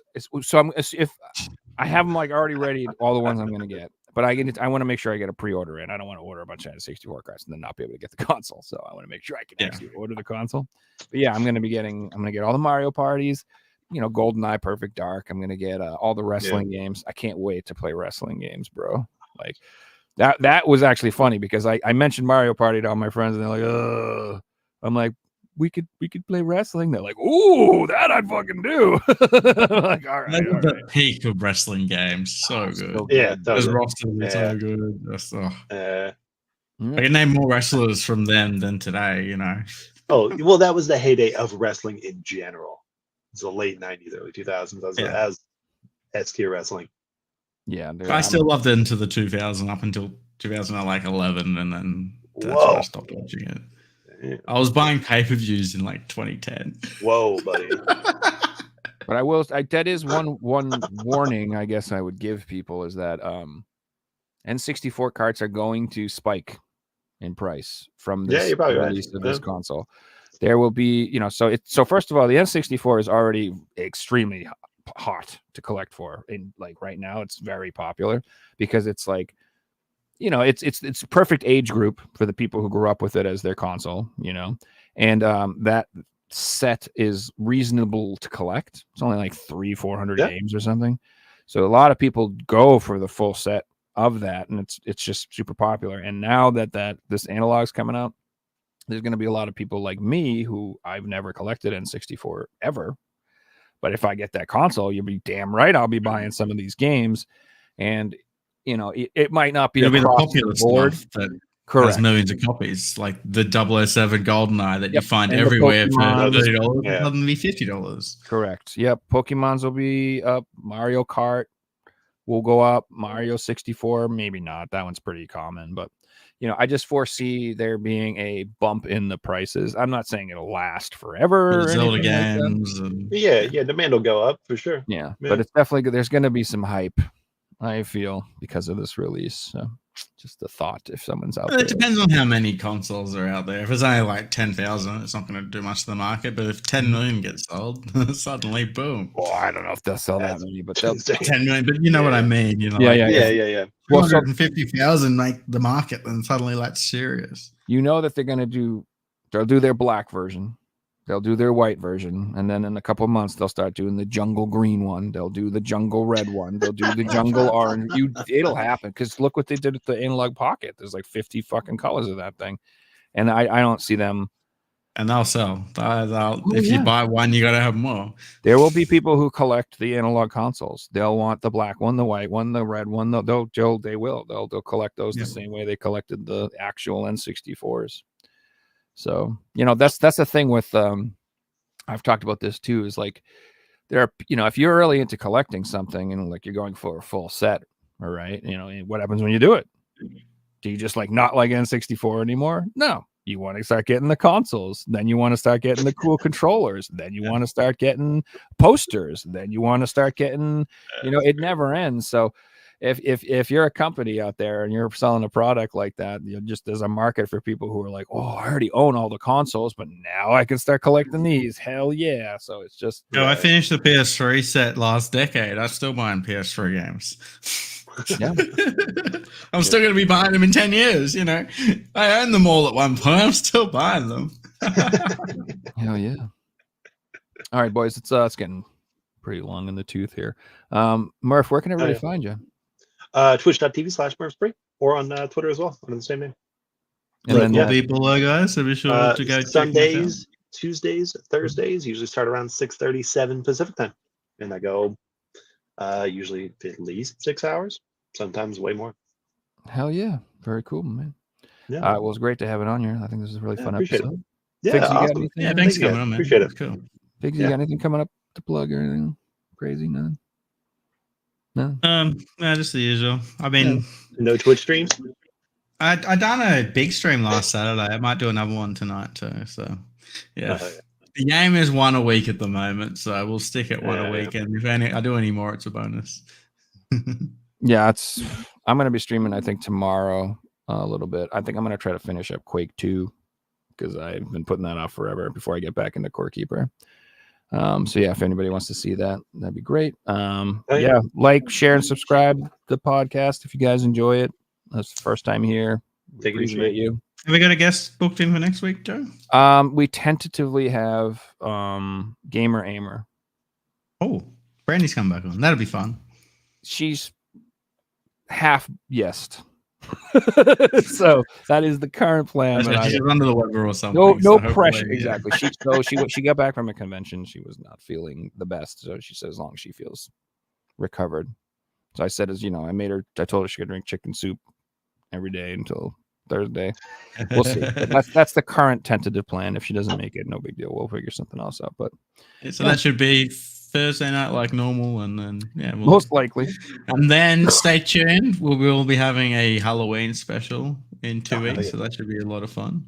That'll be fun because that should be a whole bunch of people. We're gonna have like a big panel, and we're gonna talk about not just games, but just Halloween movies, horror, Totally. childhood memories, pretty much whatever you want. To celebrate the spooky season. And that will probably not be on Thursday. That'll probably be on a different night of the week, like Wednesday or Tuesday, just because I think Reggie's flying somewhere for a convention or something. And like most of the people coming on are probably all going to that same convention. So hit that bell so notifications are on so you don't miss it. And yeah. So yeah, that's the only way. That's the only way Thanks you'll for know. watching. You'll have to subscribe. You'll have to go. We like to keep it a surprise. Like friggin' Spontaneous podcast. Turner was just like randomly. He's like, I didn't know you were alive tonight. Yeah, man. We just like to show up in the middle of the night, randomly pop on. We do what we do. So, but yeah, it was a great show. Thanks everybody for watching, and I hope everybody has a great rest of your evening. Night, guys. Have a good night, Take it guys. easy, guys. Peace. Appreciate it.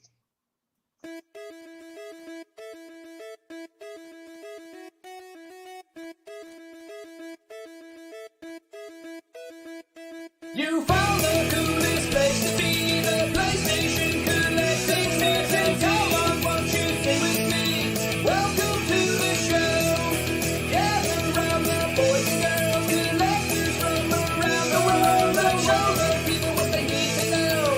Welcome to the show. Gonna talk to guests, only got the best. Gonna put their knowledge to the test. Gonna laugh and eat, gonna live the dream. Gonna show you things you've never seen. Gonna sing the song to the break of dawn. Gonna rock this party all night long. So come on everybody, let me see you dance. Get yourself ready for one more chance.